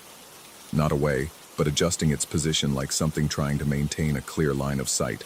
The rational explanation surfaced immediately. Old house, settling foundation, air pressure differential between the bathroom and hallway. I'd taken enough thermodynamics courses to construct a plausible theory, involving the forced air heating system and atmospheric variations. The kind of scientific reasoning that works perfectly until you're standing naked and vulnerable in someone else's bathtub, watching a shower curtain behave like it's conducting reconnaissance. I pressed my own palm against the indentation from the inside, feeling for whatever had caused it. Nothing. Just the give of cheap vinyl and the bathroom wall beyond it. but when I withdrew my hand, the bulge remained for several heartbeats before slowly, reluctantly, flattening back into place. The whisper started the following Thursday. I was working at Evangeline's kitchen table, a chrome-legged relic from the 1950s that wobbled despite my efforts to level it with folded napkins, when I became aware of conversation drifting from the living room. Not conversation exactly, the rhythm of conversation, the rise and fall of voices engaged in dialogue, but with all the actual words bleached out, as if I were hearing them through water or from several rooms away. I paused my typing, fingers suspended over the keyboard, and listened. The sound continued. Definitely two voices, one slightly higher than the other, taking turns in what seemed like casual discussion. The tone was neither urgent nor secretive, just the comfortable murmur of people who knew each other well, sharing unremarkable thoughts. When I stood to investigate, the voices stopped. Not abruptly, not like someone who'd been caught eavesdropping, but with the natural conclusion of a conversation that had simply run its course. I walked through the living room, checking behind the couch, peering out the windows at the narrow gap between houses. Nothing. The neighbors' houses were close enough to touch if you leaned out a second-story window, but both appeared empty in that middle-of-the-workday way. I returned to the kitchen table, reopened my laptop, and waited. Within minutes, the whispers resumed. This time I remained seated, letting them wash over me like audio wallpaper. Strangely, their presence became almost comforting, like working in a coffee shop where the ambient conversation provided a buffer against the oppressive silence of solitude. But coffee shop conversations don't stop the moment you pay attention to them. They don't seem to track your movements or adjust their volume based on your proximity. They don't create the persistent impression that they're discussing you without ever using your name. October brought shorter days and more frequent visits to Evangeline's place. The routine solidified, her afternoon departures, my solo hours in the house, the gradual accumulation of small irregularities that I began cataloging with the obsessive precision of someone trying to prove their own sanity. The shower curtain incident repeated with clockwork regularity. Always during my shower, always the same two-finger indentation, always positioned at what would be eye level for someone of average height standing in the bathroom. I started showering with the curtain fully open, but this only made me feel more exposed, more vulnerable to whatever was conducting its patient surveillance. The whispers became a daily occurrence, their timing eerily consistent. They would begin approximately 30 minutes after Evangeline's departure and continue in 15 to 20-minute segments with brief intermissions. I tried recording them with my phone, but the audio captured only the house's standard ambient sounds. The refrigerator's occasional cycle, the forced air heating kicking on, the distant hum of traffic. Whatever I was hearing apparently existed in a frequency range that electronic devices couldn't detect, or that my mind was generating independently. The thought crept in like cold air through a badly sealed window. I'd been spending increasing amounts of time alone in the house, working long hours on a project that was behind deadline, drinking more coffee than usual, sleeping poorly on Evangeline's too-soft mattress. Stress-induced auditory hallucinations were a documented phenomenon. The brain's pattern recognition systems could manufacture conversations from random noise when pushed beyond their normal operating parameters. But hallucinations didn't explain what happened with the soup. I was standing at the kitchen counter on a gray Thursday afternoon, speaking aloud to myself in the way that people who spend too much time alone often do. I'd been complaining about the house's quirks. The whispers that started precisely 37 minutes after Evangeline left, the shower curtain that seemed to have developed a voyeuristic streak, the way certain floorboards creaked in sequence as if something were pacing a predetermined route through the living room. "It's just old house settling," I said to the empty kitchen, my voice sounding strained and unfamiliar in the silence. "Just plumbing and thermal expansion and foundations adjusting to seasonal temperature variations. Just normal stuff that sounds weird when you're alone and overthinking everything." The soup can hit the counter with the sharp metallic crack of a minor collision. I spun around to find a can of Campbell's tomato soup, one I was certain had been securely positioned in the middle shelf of the cabinet, sitting upright on the counter approximately 3 feet from where it should have been.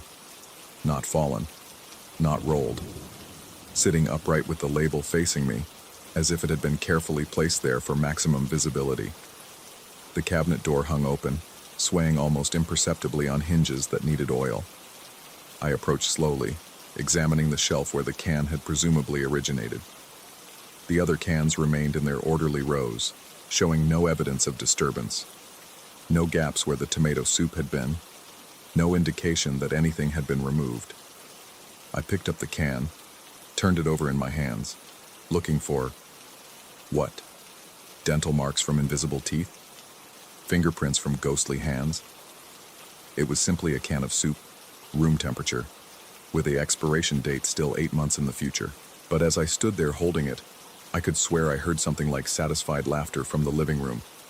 That evening, I mentioned the incident to Evangeline with carefully modulated casualness. She was cooking pasta, her back to me as she stirred the sauce, and I found it easier to talk about potentially supernatural experiences when I wasn't making direct eye contact. "The house has been making some interesting sounds when you're gone," I said, watching steam rise from the boiling water. "Old houses do that," she replied without turning around. "The previous tenant mentioned some quirks when I took over the lease, said the place had personality." "What kind of personality?" She shrugged, tasting the sauce from a wooden spoon. "He was kind of cryptic about it. Eastern European guy, very intense. Dimitri something. He moved out in the middle of the night, left half his stuff behind. The landlord had to change the locks because he never returned his keys." "Did he say anything specific about the sounds?" "Just that the house liked to know when people were home." She turned to face me then, her expression unreadable. "Why? Has it been bothering you?" I wanted to tell her about the whispers, about the shower curtain, about the soup can that had apparently teleported itself across the kitchen. Instead, I found myself shaking my head and reaching for the wine bottle. "Just curious. It's got a lot of character, like you said." But that night, lying in her bed while she slept peacefully beside me, I stared at the ceiling and wondered what exactly Dmitry Koss had experienced in this house. What had made him abandon his lease, his belongings, his forwarding address? What had convinced him to disappear in the middle of a Wisconsin winter rather than spend another night within these walls? November arrived with the first real snowfall, and with it, an escalation in the house's behavior. The whispers became more frequent, sometimes continuing for hours without interruption. Their content remained indecipherable, but their tone grew increasingly agitated, as if the invisible speakers were debating something urgent and couldn't reach consensus. I began to detect a third voice in the mix, lower and more gravelly than the other two, offering what sounded like corrections or contradictions. The shower curtain abandoned all pretense of subtlety. Now it would bulge inward dramatically, creating a silhouette that looked disturbingly human. Head, shoulders, torso pressed against the vinyl as if someone were leaning in for a closer look. I started taking showers at odd hours, hoping to disrupt whatever schedule the voyeuristic presence had established. But it adapted instantly to my new routine. Most disturbing were the new sounds, footsteps that followed a precise path from the living room to the kitchen, pausing at the threshold of each room as if something were checking the contents before moving on. The footsteps were too heavy to be Evangeline's, too deliberate to be random settling noises.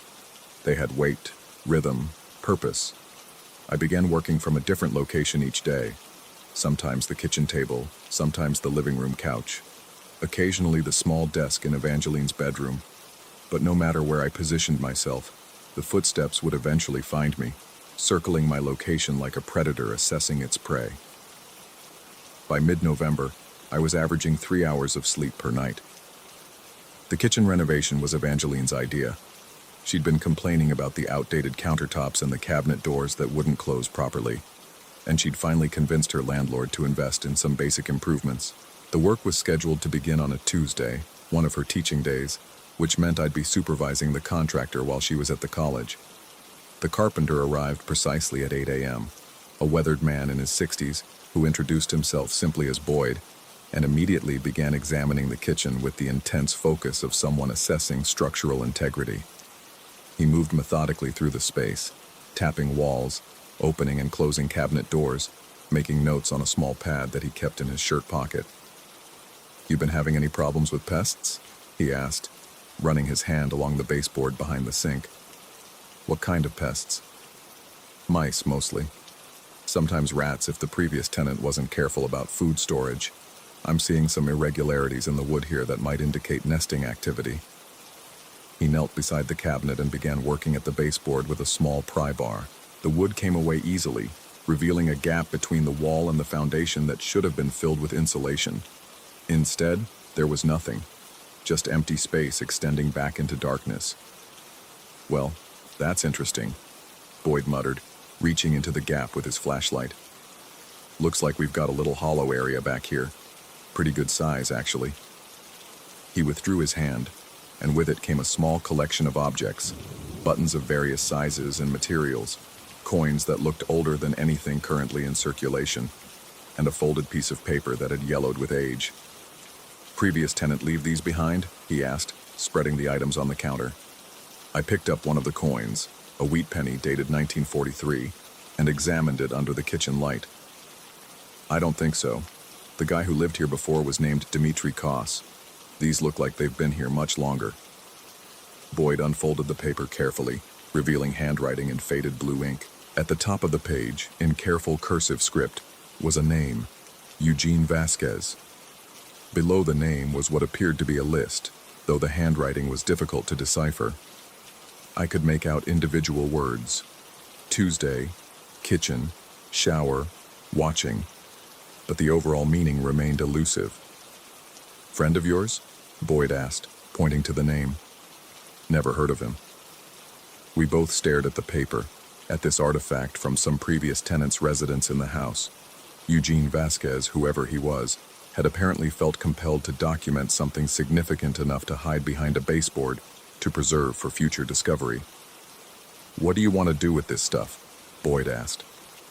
I gathered the items, buttons, coins, the mysterious note, and slipped them into my laptop bag. "I'll ask the landlord about it. Might be historically significant." But even as I said it, I knew I had no intention of contacting the landlord. These objects felt important in a way I couldn't articulate, connected to the house's strange behavior in ways that logic couldn't support, but instinct insisted upon. Boyd continued his work, sealing the hollow space with expanding foam and new baseboard, eliminating the gap that had concealed Eugene Vasquez's hidden cache for who knew how many years. The process took most of the morning, and when he finished, the kitchen looked exactly as it had before, except for the absence of that small, secret void. That afternoon, after Boyd had packed up his tools and departed, I sat alone at the kitchen table and experienced something I hadn't realized I'd been missing. Silence. Complete, unbroken silence. No whispers from the living room. No footsteps pacing their familiar circuit. No sounds at all except the usual mechanical hums and electrical whispers that every house produces. Even the shower curtain, when I tested it during my afternoon shower, hung perfectly still. The house had gone mute. For 3 days, I basked in the unexpected peace. I worked productively, slept through the night, felt my stress levels diminish to something approaching normal. The objects from the hollow space sat in my laptop bag, temporarily forgotten in the relief of living without constant supernatural surveillance.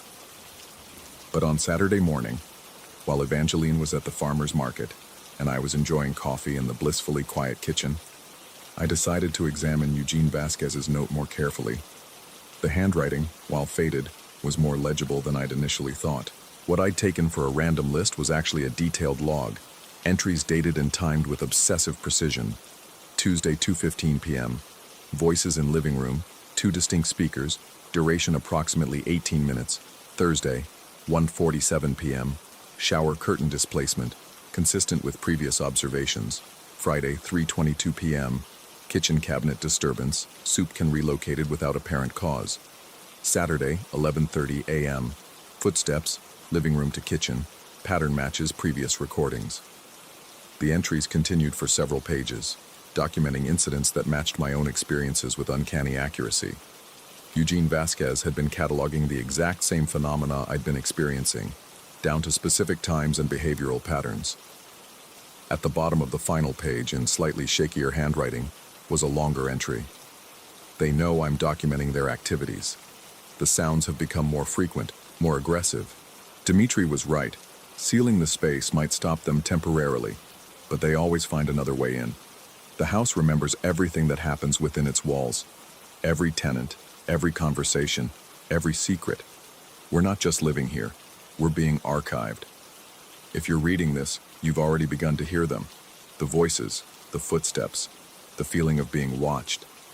You've probably told yourself it's just old house noises, just your imagination, just stress. That's what I told myself. What Dmitri told himself. What the tenant before him must have told himself. But we're all still here, in a way. All of us who've lived within these walls, who've contributed our voices to the house's collection. Listen carefully during the whispers. You might recognize some of them. The paper slipped from my hands as I understood what Eugene Vasquez was suggesting, that the voices I'd been hearing weren't random supernatural phenomena, but recordings, echoes of previous tenants preserved somehow within the house's structure, playing back their conversations, their daily routines, their growing awareness that they were not alone. That Dmitri Kos, whose mail still arrived months after his midnight departure, might still be here in some form. That Eugene Vasquez, who had hidden this note behind a baseboard like a message in a bottle, might still be pacing his invisible circuit through the living room. That I, with my solo conversations in the kitchen, my muttered complaints about the house's quirks, my increasingly paranoid attempts to rationalize the unexplainable, was adding my voice to their collection. The silence that had followed the sealing of the hollow space suddenly felt less like resolution and more like the calm before a storm. The house hadn't been silenced. It had been preparing, learning, adapting to the loss of its previous hiding place. As I sat there in Evangeline's kitchen, surrounded by the perfectly ordinary sounds of a Saturday morning, traffic, distant music, the neighbor's dog barking, I became aware that I was holding my breath, listening for the first sign that the house had found a new way to store its memories.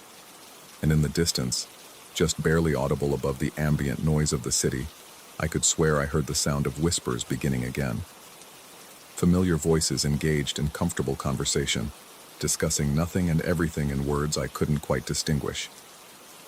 One of the voices, I realized with a chill that seemed to originate from somewhere deeper than bone, sounded remarkably like my own.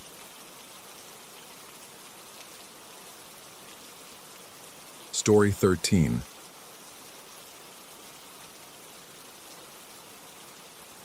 The inheritance arrived on a Tuesday that tasted of rain and regret. 3 boxes from Providence, each bearing my aunt's spidery handwriting, delivered to my downtown apartment by a moving company that charged twice their estimate and left muddy footprints across my hardwood floors. I should have known then that everything she touched carried a price.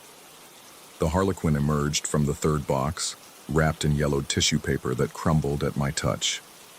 Victorian porcelain, roughly 8 inches tall, painted in faded diamonds of blue and gold that had once been vibrant. His face bore that characteristic theatrical mask, half smile, half sorrow, with eyes that seemed to follow the light regardless of angle. Aunt Cordelia had displayed him prominently in her crystal cabinet, I remembered, always centered among her collection of figurines like a ringmaster among his troupe. I placed him on the bookshelf in my home office, nestled between a leather-bound dictionary and a collection of architectural drawings. He looked smaller there, almost humble, his porcelain hands frozen mid-gesture, as if perpetually introducing an invisible act. The late afternoon sun caught his glazed surface, and for a moment, those painted eyes seemed to shimmer with something approaching consciousness. That night, I worked late on blueprints for a downtown renovation. The only sounds the scratching of my pencil and the building's ancient radiator coughing to life. Around midnight, I stretched and glanced toward the shelf. The Harlequin stared back, unchanged, yet something felt different. The shadows around him seemed deeper, more purposeful. I blamed fatigue and went to bed. I woke to find him on my bedroom threshold. He stood on the hardwood just inside the doorframe, angled toward my bed with that same theatrical pose, but now facing me directly. The morning light streaming through my curtains caught the gold diamonds on his costume, casting tiny reflections that danced across the opposite wall. My first thought was earthquake. We'd had minor tremors recently, but nothing else in the apartment had shifted. Books remained aligned on shelves, picture frames hung straight. Even the glass of water on my nightstand sat undisturbed. I carried him back to the office shelf, checking for chips or cracks that might indicate he'd fallen. The porcelain felt smooth and intact under my fingers, though something about the texture seemed different. More porous, perhaps, as if the glaze had somehow loosened overnight. The second relocation happened 3 days later.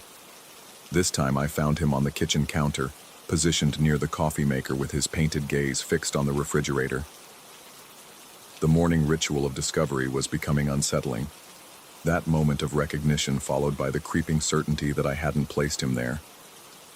I began photographing his position each evening before bed, creating a digital record of his placement. The photos showed him exactly where I'd left him, centered on the bookshelf, yet each morning brought a new location. By the end of the week, I'd moved him to a clear plastic storage container with a secure lid, the kind used for Christmas decorations. I labeled it Fragile in permanent marker and placed it on the highest shelf in my bedroom closet. The transparency allowed me to monitor him without daily handling, and the container would prevent any movement, assuming movement was even possible. The first hairline crack appeared 2 mornings later. It ran from his left temple down to the corner of his mouth, barely visible unless you knew where to look. I removed him from the container and examined the fissure under a magnifying glass. The crack was fresh, the exposed porcelain beneath bright white against the aged surface. More concerning was its precision. The line followed the natural contours of his painted features, as if traced by an expert hand. Each dawn brought new fractures, thin lines spreading from his fingertips, a spiderweb of damage across his back, microscopic gaps that appeared overnight like frost patterns on a window.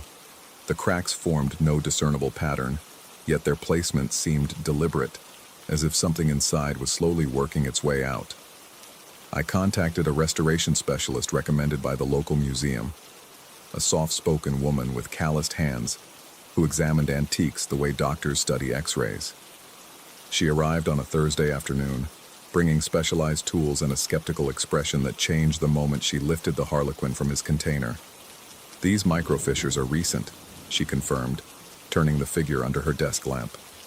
"The porcelain is expanding and contracting repeatedly, which suggests temperature fluctuation or internal pressure. But that's impossible with a solid casting this old." She set him down carefully, her fingers lingering on the base. "Where did you say you keep him?" I explained the closet container, the consistent temperature, the careful handling. She listened with growing confusion, occasionally returning her attention to the figurine as if expecting him to provide answers. "The patterns are consistent with vibrational damage," she finally said, "as if he's been subjected to constant tremors or oscillation. But there's something else." She pointed to the newest crack, a delicate line that curved around his throat like a necklace. This occurred within the last 24 hours, and the edges show signs of microscopic debris, dust particles that have been pressed into the fissure. That only happens with active movement. After she left, I placed the harlequin back in his container and sealed it inside a second box, cushioned with foam padding. The setup reminded me of those Russian nesting dolls, each layer designed to contain what couldn't be contained. I positioned the box on my desk where I could monitor it while working. The scratching began that night. Soft at first, like fingernails against fabric, coming from the direction of my desk. I attributed it to mice in the walls or settling wood until I realized the sound was too rhythmic, too purposeful. It came in measured intervals. Scratch, pause, scratch, pause, as if something was testing the boundaries of its confinement. I opened the outer box with trembling hands. The inner container remained sealed, the harlequin visible through the clear plastic. But something had changed. His position had shifted slightly, not dramatically, but enough to notice. His head was turned further toward the left, and one arm had moved from its theatrical gesture to what appeared to be a pointing motion. But it was his ear that made my breath catch. A tiny earring hung from his left lobe, so small I might have missed it without the desk lamp's direct illumination. The jewelry was exquisite, a miniature pearl set in what looked like gold filigree, catching the light with an intensity that seemed impossible for something so diminutive. The craftsmanship was Victorian, matching the period of the figurine, but the metal held a polish that spoke of recent care. I photographed the earring from multiple angles, my camera struggling to capture its brilliance. In the images, it appeared as little more than a bright spot, but in person, it seemed to pulse with its own inner light. When I touched it with a cotton swab, it moved freely on its post, clearly designed to be worn rather than permanently attached. The restoration specialist returned the following day, her professional composure cracking when she saw the earring. "This wasn't here yesterday," she stated flatly. "I examined every inch of this piece. There was no jewelry, no attachment points, nothing that would suggest modification." She removed the earring with tweezers and examined it under her magnifying equipment. The pearl was genuine, she confirmed, and the setting showed signs of age consistent with the Victorian period. But the polish was fresh, applied recently with evident care. "Someone has access to your apartment," she concluded. "This level of craftsmanship, the matching period, this isn't a prank. Someone who understands antique jewelry has been here." But my apartment was on the 4th floor, accessible only by a keycard elevator. The building had security cameras, electronic locks, no maintenance scheduled. I'd lived alone for 3 years without incident, and none of my neighbors had mentioned seeing strangers in the hallways. That evening, I installed a motion-activated camera focused on my desk. The device promised to send alerts to my phone whenever movement triggered its sensors, creating a digital sentinel that would solve the mystery through simple observation. I woke to 17 motion alerts. The timestamp showed activity throughout the night, but the recorded footage revealed nothing unusual. Each clip showed my empty desk, the sealed boxes exactly as I'd left them, no human figures or obvious disturbances. Yet something had triggered the camera's sensors repeatedly, capturing minutes of seemingly static scenes that felt wrong in ways I couldn't articulate. I fast-forwarded through the recordings, looking for any detail I might have missed. The Harlequin remained visible through his transparent container, motionless and contained, but the lighting in each clip seemed subtly different. Shadows shifted without apparent cause, and the reflections on his glazed surface changed angle in ways that didn't correspond to any external light source. In the final clip, recorded just before dawn, his head was positioned differently. The change was minimal, a slight rotation to the right, barely perceptible without comparison to earlier footage, but undeniable. Frame by frame, the movement was invisible, yet the cumulative result was clear. He was turning to face my bedroom door. I sealed the containers inside a metal filing cabinet and moved the entire setup to my building's storage unit in the basement. The concrete-walled space had no windows, minimal lighting, and a humidity that made my skin crawl, but it seemed appropriately tomb-like for whatever the Harlequin was becoming. For 2 days I enjoyed the illusion of normalcy. My apartment felt lighter, the shadows less oppressive, the silence no longer pregnant with potential movement. I began to convince myself that the problem was psychological: stress, isolation, the suggestion of supernatural activity creating actual symptoms through the power of expectation. Then the earring appeared on my nightstand. I found it Thursday morning, positioned carefully on the wooden surface beside my alarm clock. The tiny pearl caught the early light streaming through my bedroom window, its surface reflecting more illumination than physics should allow. It sat there like an accusation, impossible to explain, yet undeniably present. I hadn't been to the storage unit since depositing the filing cabinet. The basement remained locked, accessible only by residents with key cards that logged entry times. The building management confirmed no one had accessed the storage area, and my own card showed no activity since Tuesday afternoon. Yet here was the earring, polished to perfection and positioned with obvious intentionality. I returned to the basement storage unit with building security, a middle-aged guard whose skepticism dissolved when we opened the filing cabinet. The outer box remained sealed with tape, the inner container intact, but the Harlequin was gone. In his place lay a small piece of aged paper, folded neatly and weighted down with a Victorian coin. The writing was in faded ink, the handwriting unmistakably my aunt's. Some gifts choose their recipients. The earring belongs to whomever needs to listen most carefully. He was never mine to give, only mine to keep until the right person came along. You'll understand when you start hearing the voices he collects. I folded the note and pocketed it, my hands shaking with something beyond fear. The storage unit suddenly felt smaller, its concrete walls pressing inward with claustrophobic insistence. The security guard was asking questions I couldn't answer, making observations about theft and investigation that seemed to come from another universe entirely. That night I lay in bed listening to sounds that shouldn't exist. Whispers in the walls, footsteps in the hallway outside my locked door, the soft scraping of porcelain against hardwood somewhere in the darkness of my apartment. The earring sat on my nightstand like a lighthouse beacon, its impossible brightness casting shadows that moved independently of any light source. I understand now why Aunt Cordelia kept him in her crystal cabinet, surrounded by other figures that could share the weight of observation. He was never decoration or art. He was a collector, gathering voices and stories and secrets from everyone who looked too long into those painted eyes. The microfissures weren't damage. They were expansion joints, accommodating growth that had nothing to do with porcelain and everything to do with accumulation. Each crack represented another voice added to his collection, another story absorbed into his glazed surface. And now he's somewhere in my apartment, listening. I can feel his presence in the peripheral spaces where sight meets imagination, in the moments between sleep and waking when reality becomes negotiable. The earring pulses with gentle light beside my bed, marking time like a metronome for madness. And I realize that some inheritances cannot be returned or discarded or stored away. They can only be accepted. The question that keeps me awake isn't whether he's real or imagined, supernatural or psychological. The question is whether it matters. Something is collecting voices in the darkness of my apartment, and I'm beginning to understand that mine might be the next one added to his repertoire. The scratching has started again, soft but insistent, coming from somewhere behind my bedroom wall.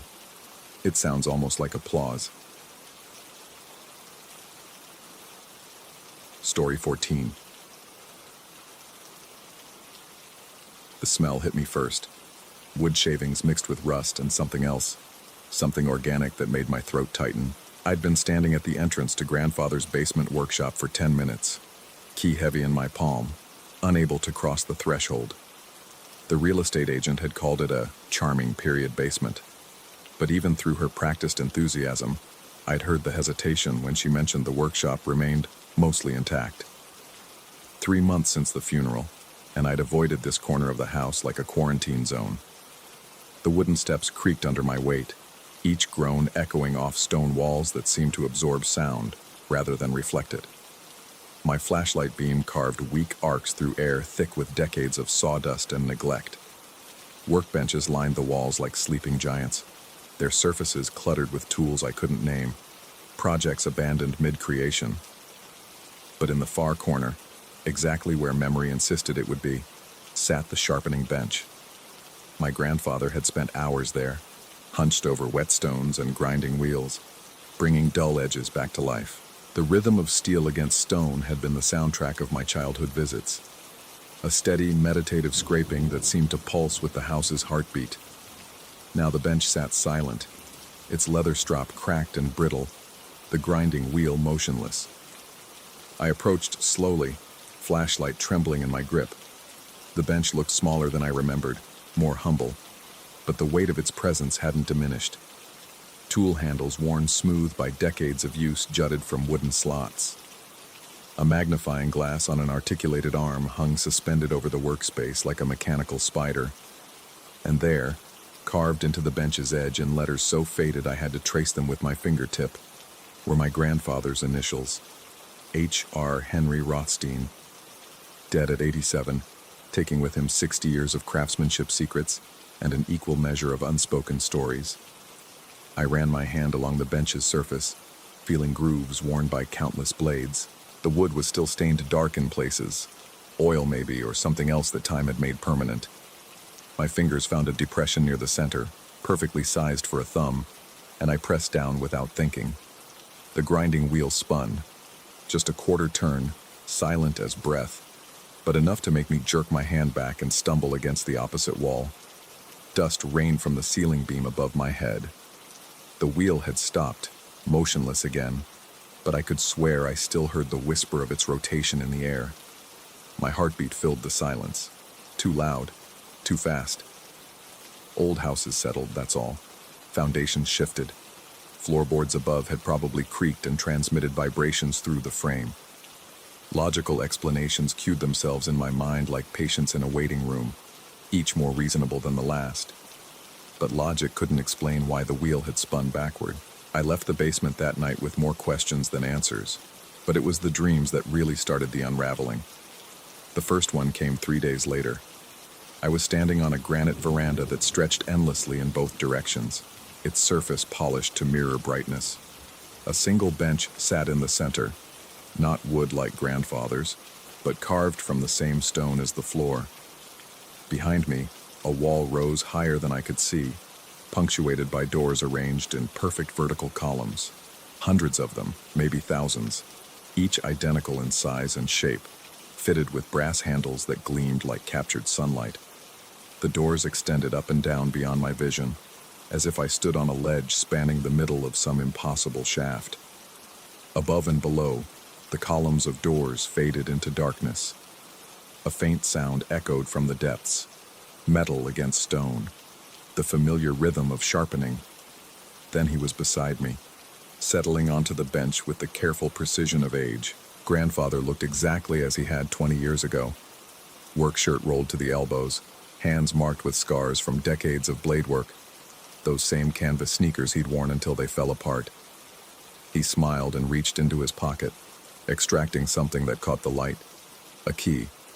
Brass, heavy, its head worn smooth by handling. He placed it in my palm without a word, his skin paper dry against mine, and the weight of it was substantial, real, more solid than anything else in this impossible place.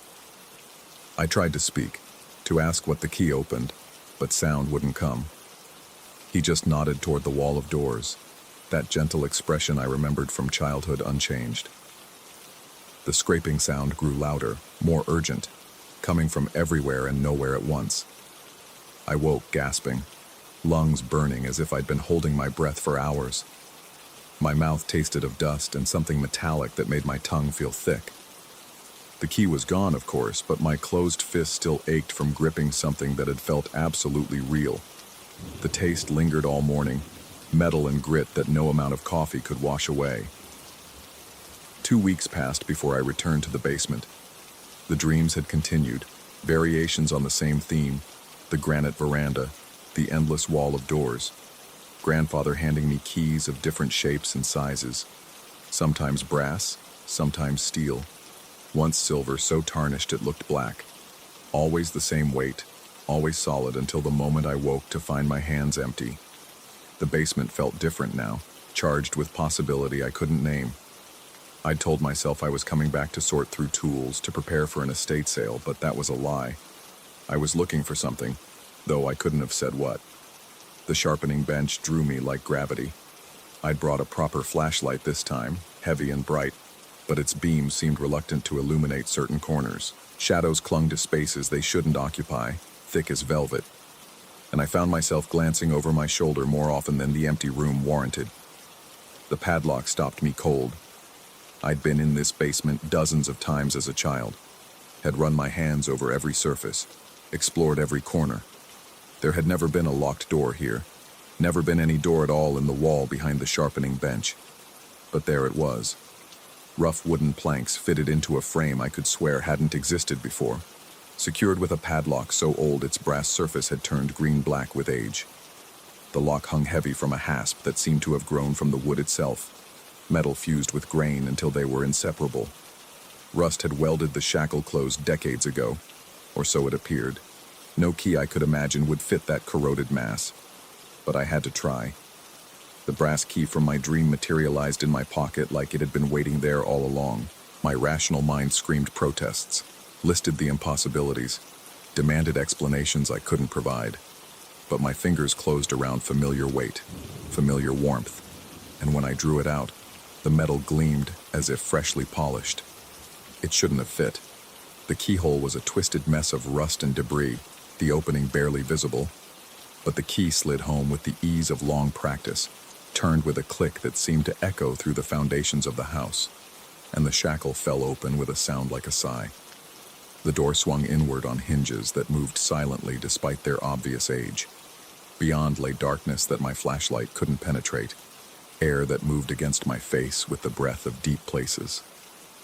The smell that emerged was familiar now, dust and rust and that organic undertone I still couldn't identify. I should have left then. Every instinct I possessed screamed warnings, raised alarm bells, flooded my system with adrenaline meant for flight. But the darkness beyond that door held answers to questions I was only beginning to understand how to ask. The space beyond was larger than the basement had room for, carved from living rock that wept moisture in thin streams. My footsteps echoed strangely, as if the sound was being stretched through dimensions I couldn't perceive. The flashlight beam revealed rough-hewn walls that curved away into shadow, and there, perhaps 50 feet ahead, the faint outline of something rectangular, a glass case positioned like an altar in the chamber's center. Each step toward it required effort, as if the air itself resisted my approach. The case was old, its glass clouded with age, but I could make out the contents: photographs, newspaper clippings, handwritten notes, all yellow with time, all carefully arranged like evidence in a trial that had never taken place. The photographs showed the sharpening bench from different angles, different time periods judging by the varying states of the tools and workspace. But in each one, barely visible in the shadows behind the bench, was a figure. Tall, indistinct, more suggestion than substance. Sometimes it appeared to be standing, sometimes seated, but always present, always watching the work being done. The newspaper clippings were from the local paper, spanning decades. Missing persons reports, mostly, but also obituaries, accident reports, stories of people who'd simply vanished from their lives without explanation. The connection wasn't obvious until I read the handwritten notes paperclipped to each article. Saw him at the bench again last night. H.R. Third time this week, he's getting clearer.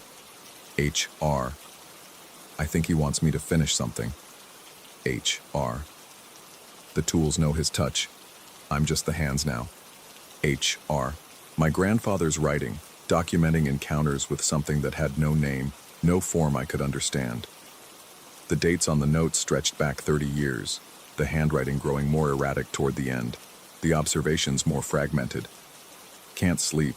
He's there even when the lights are on. The wheel turns by itself now. Metal shavings on the floor every morning. I know what he's sharpening. The last note was dated just 2 months before grandfather's death.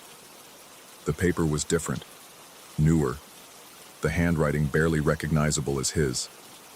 He's not alone anymore. They come to watch. The bench remembers every blade, every edge, every hand that guided steel to stone. I understand now why it can't stop, why it won't stop. The work isn't finished. Below that, in pencil so faint I had to squint to read it. The key chooses who comes next. The glass case began to rattle.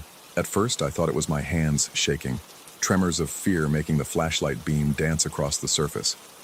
But the rattling grew stronger, more purposeful, and I realized the vibration was coming from somewhere else, somewhere deeper. The sound of metal against stone echoed through the chamber, that familiar rhythm I'd heard in dreams and childhood memories. But now it was wrong somehow, too fast, too urgent, as if whatever was doing the sharpening was running out of time. I backed toward the entrance, but the sound followed, growing louder with each step. The darkness behind me felt solid now, pressing against my shoulders, and when I turned the flashlight toward the tunnel I'd entered through, the beam revealed nothing but black stone. The way out was gone. Panic rose like bile in my throat. I spun in circles, light cutting wild arcs through the chamber, but every direction showed only walls, only stone, only the glass case sitting in the center like an accusation. The grinding sound reached a crescendo, metal screaming against stone in harmonies that made my teeth ache. Then it stopped. Silence rushed back like water filling a vacuum, so complete it seemed to have weight. Even my breathing sounded thunderous in the stillness. I stood frozen, afraid to move, afraid to make any sound that might bring back that terrible grinding. That's when I heard the footsteps. Slow, deliberate, coming from somewhere above my head. Boot soles against wood. The familiar creak of the basement stairs. Someone descending toward the workshop. But I was in the chamber behind the locked door, and the locked door was gone. The wall behind me showed only smooth stone. No trace of the passage I'd used to enter. I was sealed in, trapped with the glass case and its collection of evidence, listening to footsteps that couldn't exist approach from a direction that made no geometric sense. The grinding sound began again, but softer now, patient. The rhythm I remembered from childhood, steady and sure. The sound of someone who knew their craft. Mixed with it came other sounds. The whisper of leather stropping, the ping of steel testing edge sharpness, the soft scrape of metal being drawn across palm skin to check for burrs. Someone was working at the sharpening bench. The footsteps had stopped, replaced by those familiar workshop sounds, and I knew with certainty that wouldn't tolerate examination, that if I could somehow see through stone walls and impossible distances, I would find a figure hunched over the grinding wheel. Not my grandfather, his hands had been stilled months ago, but the other one, the shape in the photographs, the presence that had watched decades of work with patience that stretched beyond human comprehension. The key in my pocket grew warm, then hot, until I had to pull it out or risk burns through the fabric. It glowed now with its own light. Brass turned molten gold, and I understood with sick certainty that this had all been orchestrated. The dreams, the locked door, the key that shouldn't exist. All steps in a process I'd walked into blindly. The grinding stopped again. In the silence, I heard my name whispered by a voice that sounded like grinding stone, like metal shavings falling to concrete, like the final sigh of something sharp finding its perfect edge. Not spoken aloud, but carved directly into my consciousness with tools I couldn't name. The glass case cracked down the middle. Through the split, papers began to rustle. Photographs fluttered like living things, and new documents appeared as if materializing from the air itself. Fresh newspaper clippings, recent missing persons reports, and there, impossible but undeniable, a photograph of me standing at the sharpening bench, taken from an angle that suggested the photographer had been standing exactly where I stood now. In the photograph, barely visible in the shadows behind me, was the figure from all the others. But clearer now, more solid, as if my presence had given it definition it had previously lacked. And it was closer to the bench than it had ever been in the older pictures, close enough that its hand appeared to rest on mine as I gripped a blade I didn't remember holding. The key burned against my palm like a brand. I understood then that the chamber wasn't a hiding place but a workshop, not for blades, but for hands. The grinding sound wasn't metal against stone but will against will, choice ground down to its essential edge. The figure in the photographs hadn't been watching the work. It had been selecting the workers, waiting for hands that could complete something my grandfather had started but couldn't finish. The photographs showed the progression clearly now that I knew how to look. Different people across different decades, all standing at the same bench, all with the same shape growing more solid behind them. All of them with their hands positioned exactly as mine had been in that impossible final image. All of them gone now, according to the clippings. All of them replaced. The key in my hand began to change, its surface shifting like liquid metal, adapting itself to locks I couldn't see, doors I'd never imagined. It was becoming part of me, or I was becoming part of it, the boundary between flesh and brass growing uncertain. When I flexed my fingers, I heard the tiny scrape of metal against bone. Above me, impossibly, the grinding sound began again. But now I could feel it in my hands, the vibration traveling through stone and space to settle in my palms. My fingers moved without conscious direction, following motions burned into muscle memory I'd never made, and I knew that somewhere above, in a basement workshop that might or might not still exist, something was being sharpened to an edge that would cut through more than metal. The crack in the glass case widened, and through it, I caught a glimpse of handwriting I recognized as my own, though I had no memory of forming the words. The wheel turns by itself now. I understand what he's been waiting for. The paper was dated today. I've been in this chamber for hours now, or maybe days, Time moves strangely in places that shouldn't exist. The grinding sound comes and goes, sometimes distant, sometimes so close it seems to originate inside my skull. The key has cooled in my palm, but I can still feel its weight even when I set it down, as if it's become part of my essential mass. I keep writing because the motion of pen against paper drowns out other sounds, other whispers, other offers made in voices that sound increasingly like my own. The chamber has grown larger since I arrived, or perhaps I've grown smaller. The glass case is whole again, its contents rearranged to include documents I don't remember creating but recognize as necessary. Soon, I think, someone else will inherit my grandfather's house. They'll find the basement workshop, feel drawn to the sharpening bench, discover the padlock that shouldn't exist on a door that wasn't there before. They'll dream of granite verandas and endless doors, and in their dreams, an old man will hand them a key that weighs more than physics should allow. The key will fit perfectly, because it's been shaped by hands that know the work it must open. The grinding sound has started again, patient and sure. Above me, impossibly distant and intimately close, something waits at a sharpening bench, ready to guide new hands through motions that were old when the foundation stones were first laid. I set down my pen and pick up the key. The work continues,